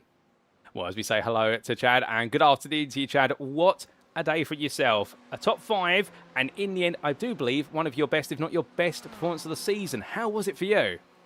Yeah, I'm being a little cheeky sneaking into the interview room. I don't really belong in here. It wasn't a podium, but felt like one because I'm never going to beat those guys that were ahead of me. And this is one of my favorite tracks. I had some good results in the publics this week, and so just, I don't know, figured I'd make it official and come in and put my stamp on my best result of the year. Oh, 100%. You're always welcome in the interview room, even if you don't finish on the podium. We'd love to hear from you, and we're hearing from you today. And breaking it down a little bit, here at Mugello, one of your favourite circuits, and reflecting in qualifying with that 7th place. I mean, what was it like out there in qualifying? Very different than the practice I had this week. I started on a commercial setup with a lot lower wing, and I was flying down the straight. A couple people were laughing, saying, "You hitting that DRS button?" Because I was catching people by like a second behind. But I was really slow in all the twisties, so I just, as the week progressed, kept clicking the wing up until I found kind of a happy medium.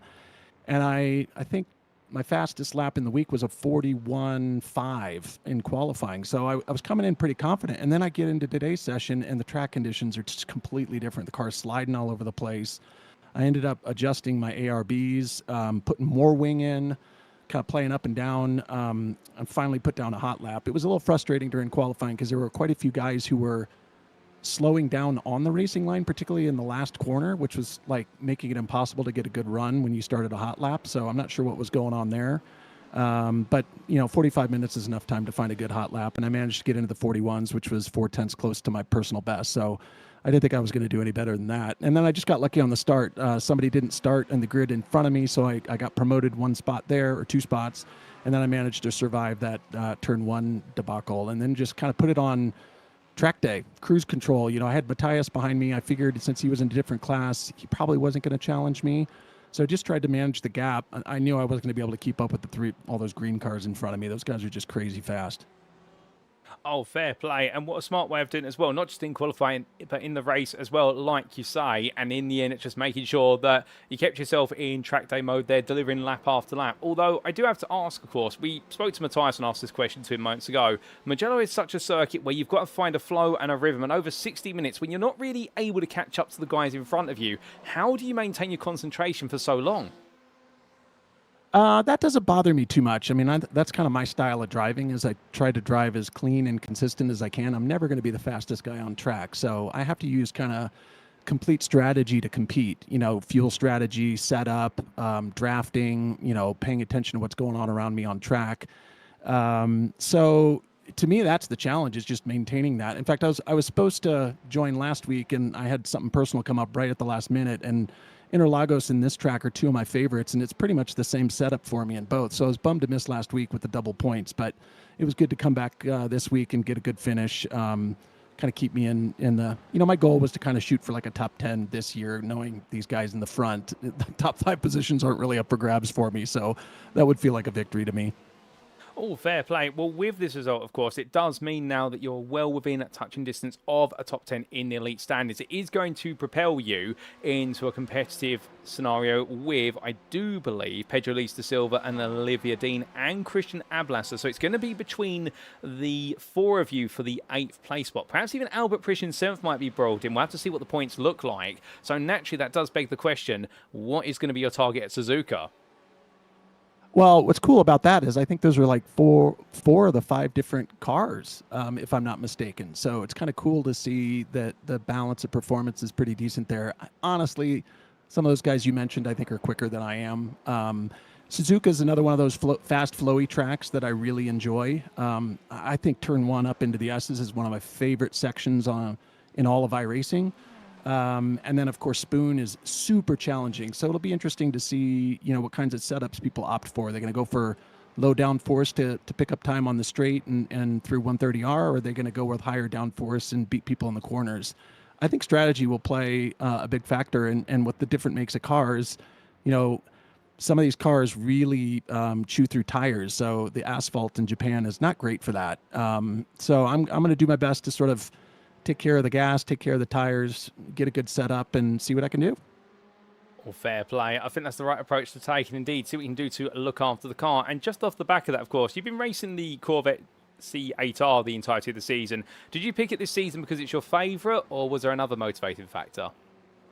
If I'm completely honest, I'm a Porsche-phile, true and true. So I would have normally driven the RSR, but when I saw the track selection or the track schedule, I figured the Corvette might be just a little bit more competitive. I'm quicker in the Corvette at these last 3 tracks: Mugello, Interlagos, and Suzuka. So, and it turned out to be really good for me at VIR as well, which is kind of a similar sort of flowing track. So.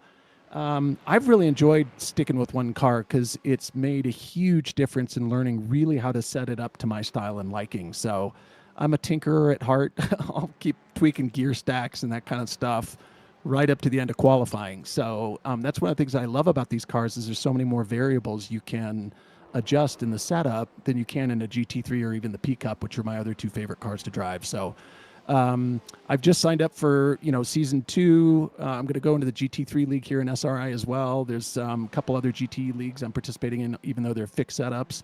And I'm going to stick with the Corvette because I've really enjoyed it. But it's going to be interesting to see what the iRacing update brings, because I think the BOP will probably be a little bit more in balance, and with the new tire model, could be a whole new car. So it's kind of nice to sort of finish on a swan song here with this car in this series before they make the update.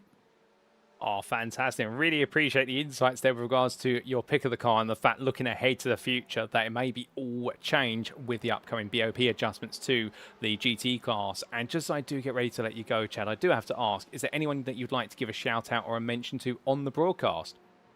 Well, of course, to you. I sent you a note earlier in the year. I don't know how you do these broadcasts for so long all by yourself. You've either got some like genie in a bottle doing all the camera work. I've done a little broadcasting, and I'm just in awe of the pace with which you keep up with the action and get to the replays. So this is by far the best broadcast production in the league I think I've participated in. So first to you. I think second to Matthias.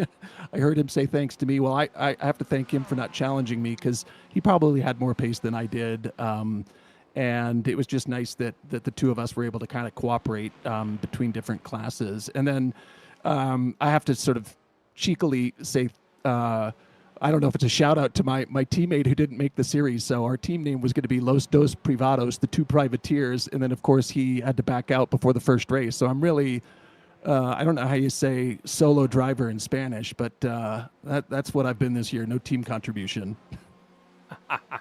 Oh, what fair play. Well, to be fair, whilst it may be only one of you, to be fair, Chad, you've delivered some performances that are worth two. It's been a pleasure to have a chat with you this evening, and, well, it's been fantastic to hear your insights, not just on the 5th place, but also on your wider championship considerations. We'll leave it there for today, but thank you for joining me in the interview room. Well done on your best result of the season, and we look forward to seeing you in a week's time at Suzuka. You got it. Appreciate it. Thank you.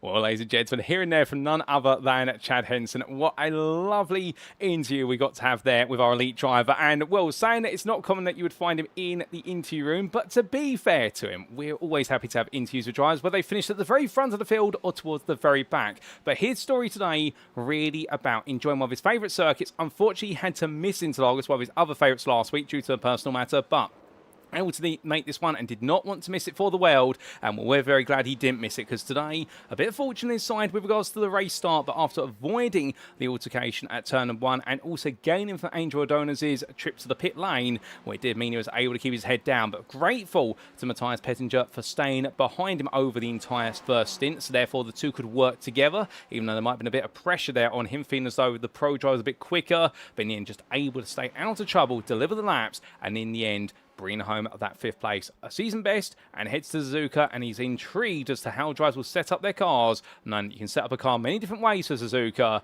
and can he end his championship on a high? Can he end it inside the top 10 elite class? That's his target. We'll find out next time for Los Dos Bravado driver Chad Henson whether he can achieve that dream, and if so, I'm sure we might get another word for him all there. But with that, ladies and gentlemen, we've got even more interviews to come. We'll be back very shortly for our 3rd interview of the evening.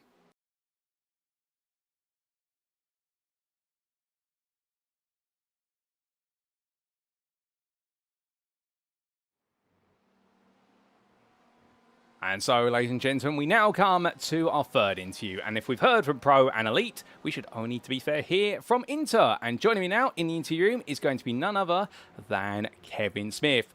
Good evening to you, Kevin. And, well, how's this for a change? Last time out at Interlagos, it was all into the barriers down the start for the straight. But here today, you came to win in the Interclass. And you didn't just win, you dominated. I mean, how'd you do it? Hey, Paul, I honestly don't know. I'm speechless myself. I knew I had the quali pace. I've done quite a few officials this week. Participation hasn't been as high as normal, so racing with people of a higher speed, iRating, I feel like that's dragged us up. And when I seen I qualified P10, it was like, right, I've got to just remember, I'm racing my own race here. Everyone else around us at the moment's kind of irrelevant. But yeah, wow, what a race. Oh, 100%. I think that's a really good way to talk about it there in terms of how the officials in your practice earlier this week has translated into how you've approached today. Now, obviously, this Mugello circuit, a complex one, a lot of fast-flying corners, and we've seen a few Porsche drivers here really struggle on some of the corner exits, particularly if they do hit those sausage curves as well mid-corner. How have you found Mugello? Have you found it an easy circuit to get to grips with? The first race I'd done in it, or when I first started practicing it, I really struggled. The curbs, see the sausage curbs in the Porsche, they're so unforgiving. The slightest bit of contact and it wants to spin on you. But once I sort of done a bit more practice, got round that, I don't know, it just clicked. And right through the week I've had the pace, and I feel like that's really translated into the race tonight. Oh, without a doubt. It's definitely translated. And as you mentioned a moment ago, seeing yourself qualifying 10th and on into pole, I mean, did you sort of get out the car after qualifying and think to yourself, hold up, is that an error? I shouldn't be that high up. Or was it sort of, you know what, yeah, that's how the practice has paid off? I felt that's where I should have been pace-wise. It wasn't my best that I've done throughout the week, but it's still a brilliant quali lap. I did get out the car during the warm-up. No, I was like, right, I just need to go and chill for a couple of minutes. But off the start, I could just feel my heart rate was through the roof, because just being in that position, it's a bit surreal, because obviously I'm not used to being that far up the field. Oh, indeed, I see. And, well, in the end, able to, in a way, get settled into the race, and we did see over the distance that none of your Inter rivals were able to touch you. But being that so far up in the end, I mean, what was the way you tried to calm yourself down? Because, of course, you had several pro drivers around you, even the occasional elite. What made you really think, you know what, I'm not going to battle with them, I can't afford to fight with them, just get the win in the class? Oh, it was a bit conflicting because it was like the first couple of laps, it was kind of right. Let's just try and stay in this position, especially after turn 1. That was nearly race over there. That was so close into turn 1. Obviously I had Passenger in front of us and Olivia Dean, both very quick guys, and it was right. Just try and steer with these guys, and then once it thins out, I can kind of just run my own race. But I just stuck with them throughout the whole race, and I had a little bit of an incident with Passenger in a public race earlier. Nothing bad or anything like that, but the advice he gave us, it was totally valuable for tonight. I just kind of sat there, raced my own race. At one point, I did feel like I was getting held up a bit, but I was happy just to sit there and just run my own race. Oh, fair play. And in the end, being able to turn the wick down to run your own race is something that's very hard. It's not easy to do, but to do it in the end, we saw you bring home an absolutely brilliant drive. Strategy-wise, of course, it seems though today the fuel tanks could go a very long time. Was it always your plan just to stay out there? Or was there any moment where you thought to yourself, you know what, just to get myself away from the cars around me, I'll come into the pits? It was, once we sort of got the 20-30 minute mark, it was like, right, just steer with these. I'll pit when these pit. Because my only concern was I did contemplate the early pit stop, but it was if I get stuck further back in the field, then obviously it gives everyone else a chance to catch up, possibly jump in the pits. Because to be honest, I normally have overlays on, so I can see standings, relatives and all that. I literally just turned it all off, like just before the race started. I was like, I can't be dealing with all this on my screen. So I didn't really know where anyone was.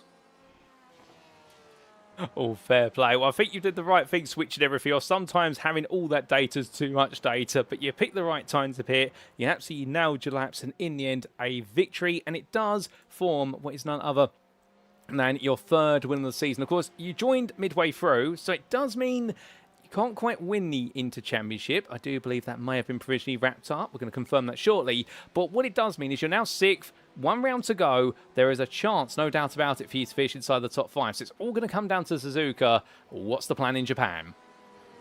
It's going to be the same as this week, just practice. Obviously taking that bit of information away with us that I've learned today. And just drive a little bit differently. And I think the pace will come there as well. It's just a case of extracting out of the car. All fair play. We're definitely extracting the pace. It's something that everyone's trying to do, yourself included, and we're seeing you do it week in, week out, and we look forward to seeing what you can do at Suzuka. But as we get ready to let you go, Kevin, is there anyone that you'd like to give a shout-out or a mention to on the broadcast? Obviously, give a shout-out to yourself for the stream and live commentary. Also, everyone at SRI that puts on the work behind the scenes that no one really sees, for putting on the league. Hopefully, we'll have another one as well after this. Fingers crossed for that. Shout out everyone at Verano Esports, all the support there. Craig Tillotson as well. He had a cracking race tonight. And, I've got to give it to that, like Passenger and Benjamin Massey, because they have helped us this week racing against them, and obviously the bit of information they give us that really helped tonight in that race.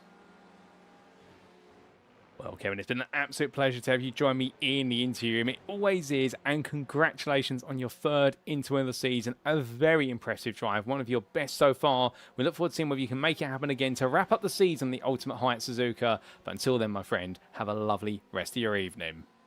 Enjoy the rest of your evening, and thank you, Paul.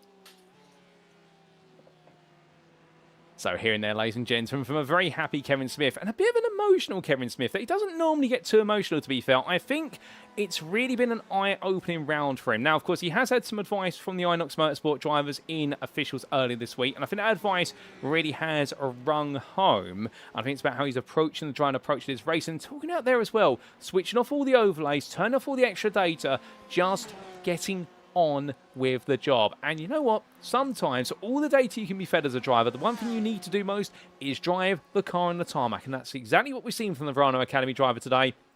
Dominating qualifying and, well, literally getting out the car in the warm-up session saying, I need to take a breather, I don't want to be anywhere near it, and it all has helped him. And in the end, bringing on home from what has been a brilliant 10th place, and having to get into his mind as well not to fight the pros and elites as much as temptation would make him want to do so.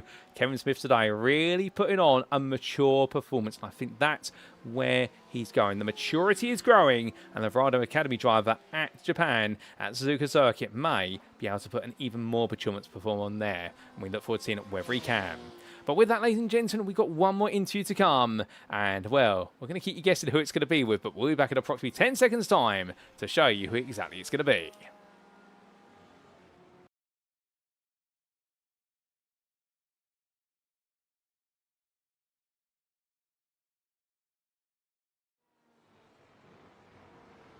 And so, ladies and gentlemen, it is my pleasure to have join me in the interview room none other than your provisional Season 1 Inter champion. It is John Ludbrook. Good evening to you, John.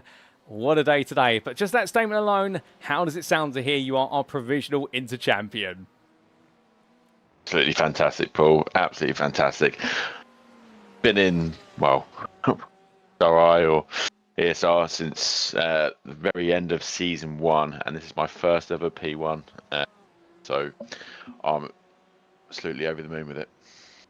Oh, that's fantastic to hear, and you deserve to be over the moon, to be fair. And coming into this round, of course, championship leader. You've had a season that's had ups, it's had downs. The first 3 rounds of the season, of course, you missed round 2, but back-to-back wins there. Then a bit of drop in form, but today, back on form once again.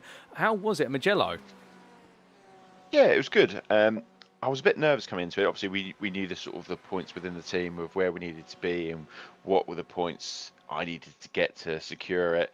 Did a few laps. I was the only one that jumps in on the practice league. So I did the 45-minute warm-up, or the practice, and the 45-minute quali out on track all by myself. And something just wasn't feeling right, and I don't know what it was. So I was like, oh. And then Thursday, so I didn't feel well yesterday. Thursday wasn't great, so I thought, oh, I'm not going to race. I'll just jump on. Got home from work. Felt like absolute death when I got home from work. But I thought, no, I've got to do it. I've got to do it, and I'm glad I did. Yeah, P2.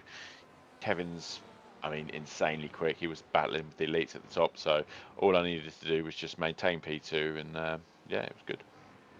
Oh, 100%. I mean, in qualifying, we did see you take 22nd, third place in the class. James Bostock there just pipping you to the post in a way or two. I mean, we could see some fighting going on between the two of you. You're good friends off the road, of course, but it was elbows out on the circuit.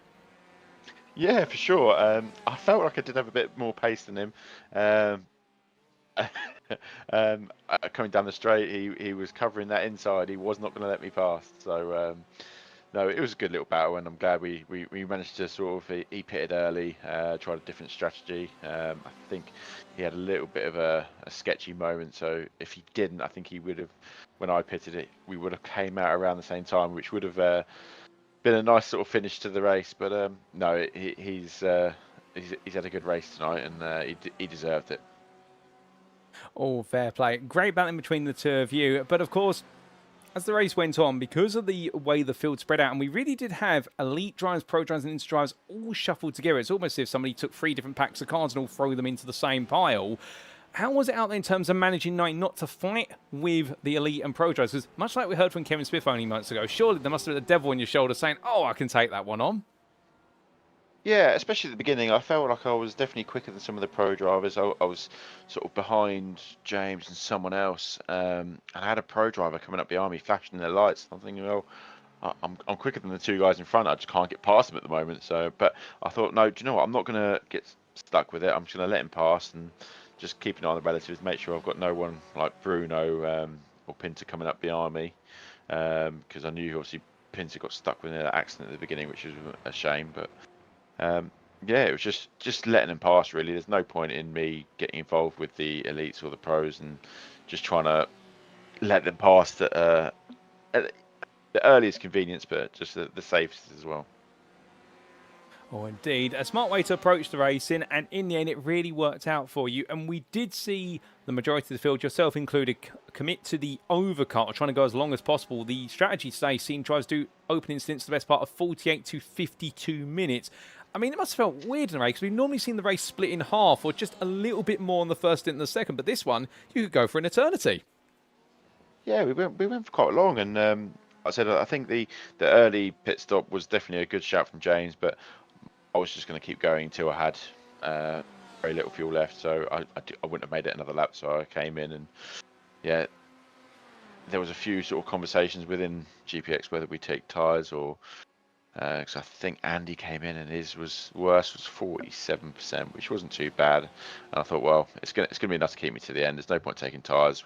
I've not taken tyres at all this whole season, so I knew they're good enough to last. We'll wait to see what the new season brings with the new tyre model.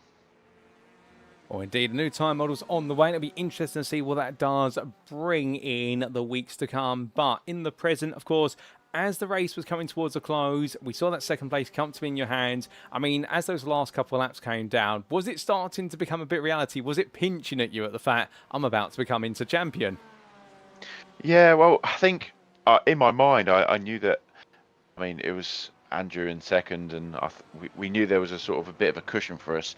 But because he came down in seventh, we really weren't sure where that would actually leave it. So it was only when we actually jumped out and Andrew got his calculator out and started tapping away that we actually worked out that, yeah, it's 51 points. So yeah, I'm comfortably winning now. So we're just going to focus on Suzuka for the team championship now to try and get Andy a trophy as well. All fair play. And the team's championship focus there definitely will be at the forefront of your mind, like you say. And on a personal level, Suzuka, is it a circuit you're looking forward to, or is it one that you're going to have to force yourself to practice for?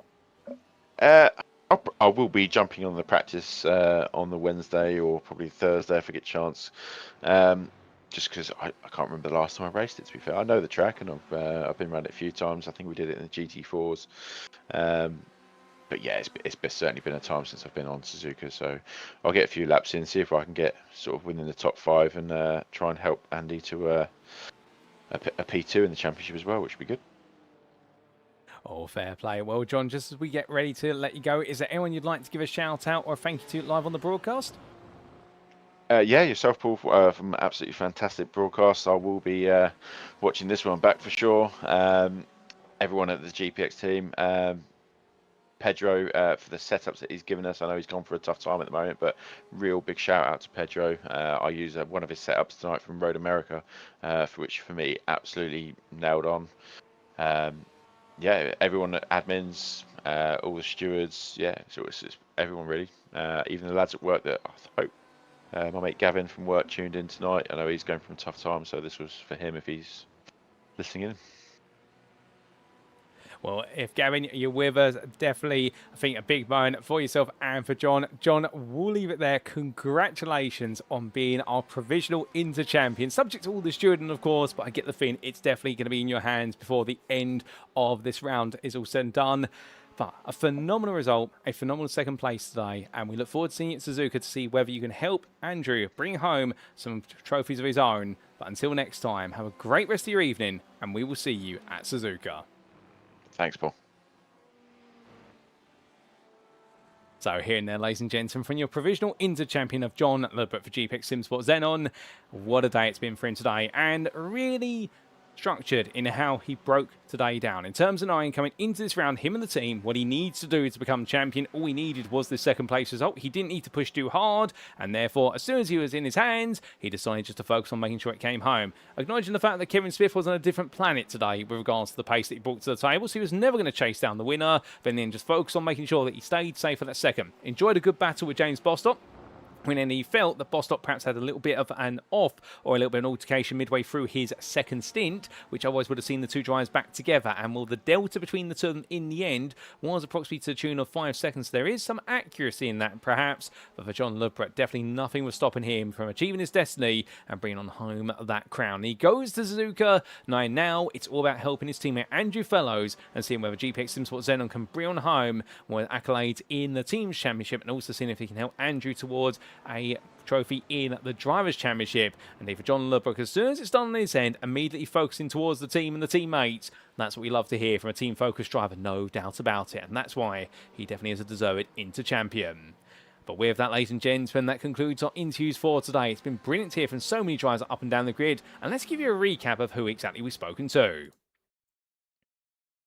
And as we can see, today we had the chance to speak to, firstly, Matthias Pettinger, the Pro Class winner, his first win of the season for Inox Motorsport and only his third podium of the season. We then came to Elite Class, a 5th place finish for Chad Henson, but to be fair to him, his best result of the season, and why not speak to him about it? He was absolutely proud as punch about it, and we're so happy for him. But after speaking to the Los Dos Bravado driver, we then heard from Verano Academy's winner in the Interclass, Kevin Smith, with that 3rd win, an absolutely dominant win. And then we heard from your Interclass provisional champion, John Ludbrook for GPX SimSport Xenon, who today only needed 2nd place to take that crown, and he did exactly what he needed to do. Well done to all 4 of them for their brilliant results, and a huge thank you to them all for joining me in the interview room. But with that, ladies and gentlemen, just as we do get ready to wrap up, given this is the penultimate round, wouldn't it be appropriate if we showed you the provisional standings after 9 rounds of racing? Of course, remember, these are subject to any stewards' inquiries, but this will set the scene of how we go into our season finale at Suzuka.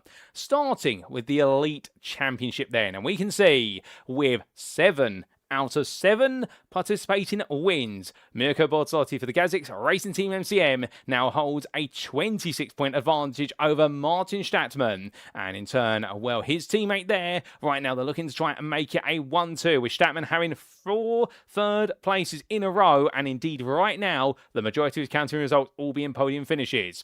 Tim Perry, he's moved back to 3rd place for the 7th place finish today, with Miguel Leon having that retirement, but look how close it's getting right now for 3rd through to 5th. Only 35 points.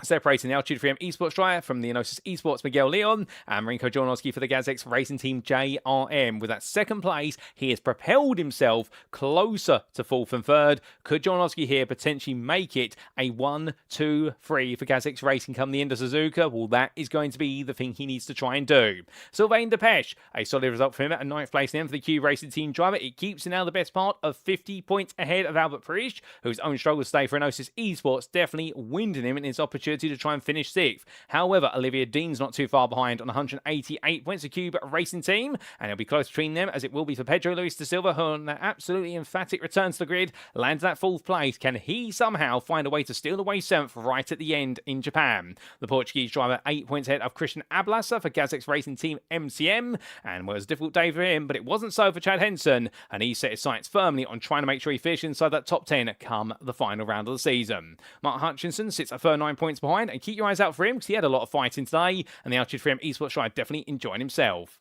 Then coming to the Pro Class, and here we can see Benjamin Massey. It's not quite the victory yet. He's almost there, but the Inox Motorsport driver now knows all he's got to do next time out is finish close behind Rene Rosler. If he does that, it will be his championship. He's almost at the finish line, but the Inox Motorsport driver does have a 33-point advantage over the GazX Racing Team JRM driver. But with the 1-2-3 for Inox Motorsport today, Rene Rosler now knows he's got all the work to do in Japan. He needs to win, and he needs Massey to have the worst day of his season so far. Matthias Pettinger, a 1st win of the season, a return to the podium, his 3rd podium. He's now achieved a 3, a 2, and a 1. Well, the Inox Motorsport driver is not quite done yet, as he'll do everything he can now to try and support Massey, but also take another win of his own in Japan. Angel Adonis with that non-finish. And you've got to feel sorry for the man, because after 4 wins split by a non-finish, it's now been another non-finish. He doesn't seem to be allowed to have more than 3 results in a row. And indeed, right now, the Spanish driver there, knowing that he's out of the hunt for the championship crown, but he can still finish inside the top 3 if victory comes his way. Jan Lintz sits a further, is 9 points behind there. In fact, 8 points behind when I can do my mental mathematics. And the GazX Racing JRM driver only has the best part of 41 points between him and Cedric Boycia. But for Boycia right now, it's a threat for the Cube Racing Team driver from Axis SimSport that's approaching him, because Chris Round has moved that little bit closer and is trying to take the final trophy spot off of him. But he's got Brandon White a further 22 points behind, and Ryan Walker is only further 5 adrift. And then we do have Flavian Tiefri ahead of Mikhail Abasek, who round off your 11 pro drives on the standings there. Was a small glitch for the 12th place spot. But that's how the pros stand. And meanwhile, in the interclass, here we can see confirmation. John Ludbrook is your provisional Inter champion for this season for GPX SimSport Xenon, with 4 podiums back-to-back and 3 wins over the course of the season. Those 381 points, he cannot be caught now at Suzuka. He is 51 points ahead of Andrew Fellows, his teammate,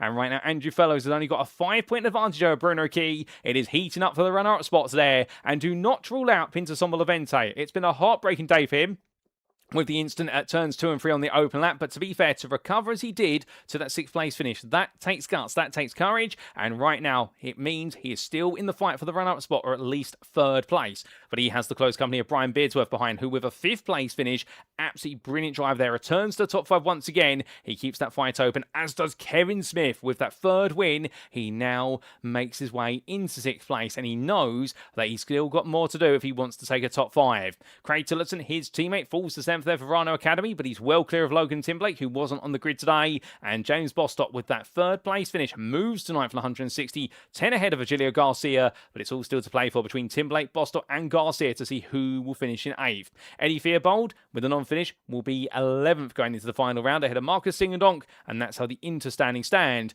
And as for the Teams Championship, how exactly do the top 10 stand now? Well, ladies and gentlemen, Inox Motorsport have moved 2 points back ahead of the Gazix Racing Team MCO. It is so close between these 2 teams, and meanwhile they have pulled a slight gap, the pair of them, over the rest of the field. It is only a gap of 24 points, but it's a significant one, and GPX SimSport Xenon know they still have a chance at the crown, but they need to turn the narrative upside down. The same for Gazix Racing JRM. They have snuck ahead of their Spanish rivals Enosis Esports, but they still do have a lot of work to do if they want to try and make it a 1-2 with the other Gazix Racing team. Enosis Esports are not out of it yet, to be fair, on 671 points. They can't take the crown now, but what they can do is still finish theoretically inside the top 3, but they've got a distant threat of Altitude Freedom Esports, who are bringing Cube Racing team with them, and those 2 teams in the 6th and 7th are separated by only 8 points. It's a further 70 to Verano Academy, and then we do see GPX SimSport Onyx and We Pay 300 Esports completing that top 10, and that's how your top 10 stands now going into the season finale. It's all to play for at the very top throughout the top 5, and also as well in the fight for 6th as it is in the fight for 9th. We have got an absolute powder keg ready to blow at Suzuka, and whilst we do know one of our champions now in the interclass, we don't know who it's going to be in Elite, Pro or the teams, and that's what we'll find out next time out. But with that, ladies and gentlemen, it is now time for us to wrap up.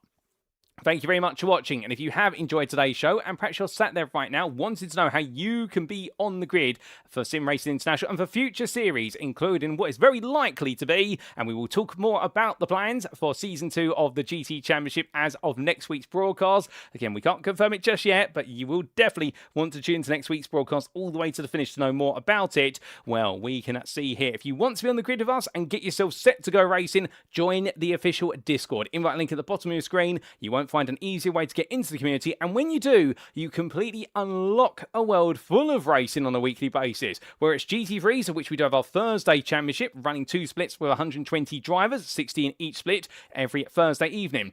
Or if you're more of a Sunday racer, you've got GT3 Racing Net and the UK SimRacing Community Championship. Or if you are a GTE fan, of course, we've got Season 1 currently ongoing. You've been tuning into that tonight, and we've got a surprise for you coming in a week's time in regards to what's coming up next after this season. But of course, we do have our free to join practice league as well. If you're looking for something a lot more casual, perhaps you want to dip your toes into sim racing, or at least racing in a league environment, we'll be very happy to have you, whether you're a professional all the way through to a rookie. And the practice league, of course, runs on Tuesdays, Wednesdays and Saturdays. There has never been a better time to be on the grid at SimRacing International. We'd also like to take a moment to say a huge thank you to our series and league sponsors, who do include Carme, Modern Technology, the GP2 Group, and of course a huge shout out to Motorsport UK's esports division for recognising us as a recommended community here at SimRacing International, and we're very grateful for that status, and long may it continue throughout 2026 and onwards.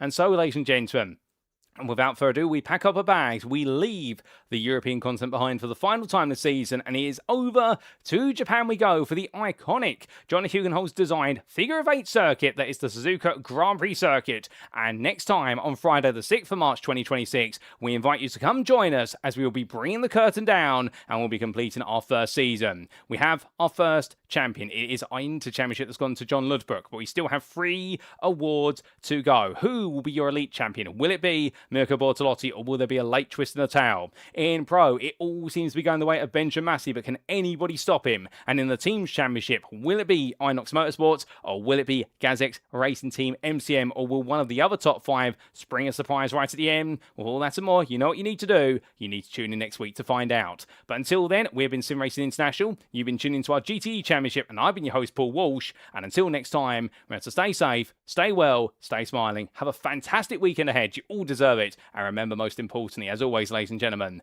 remember to stay on track. Good night.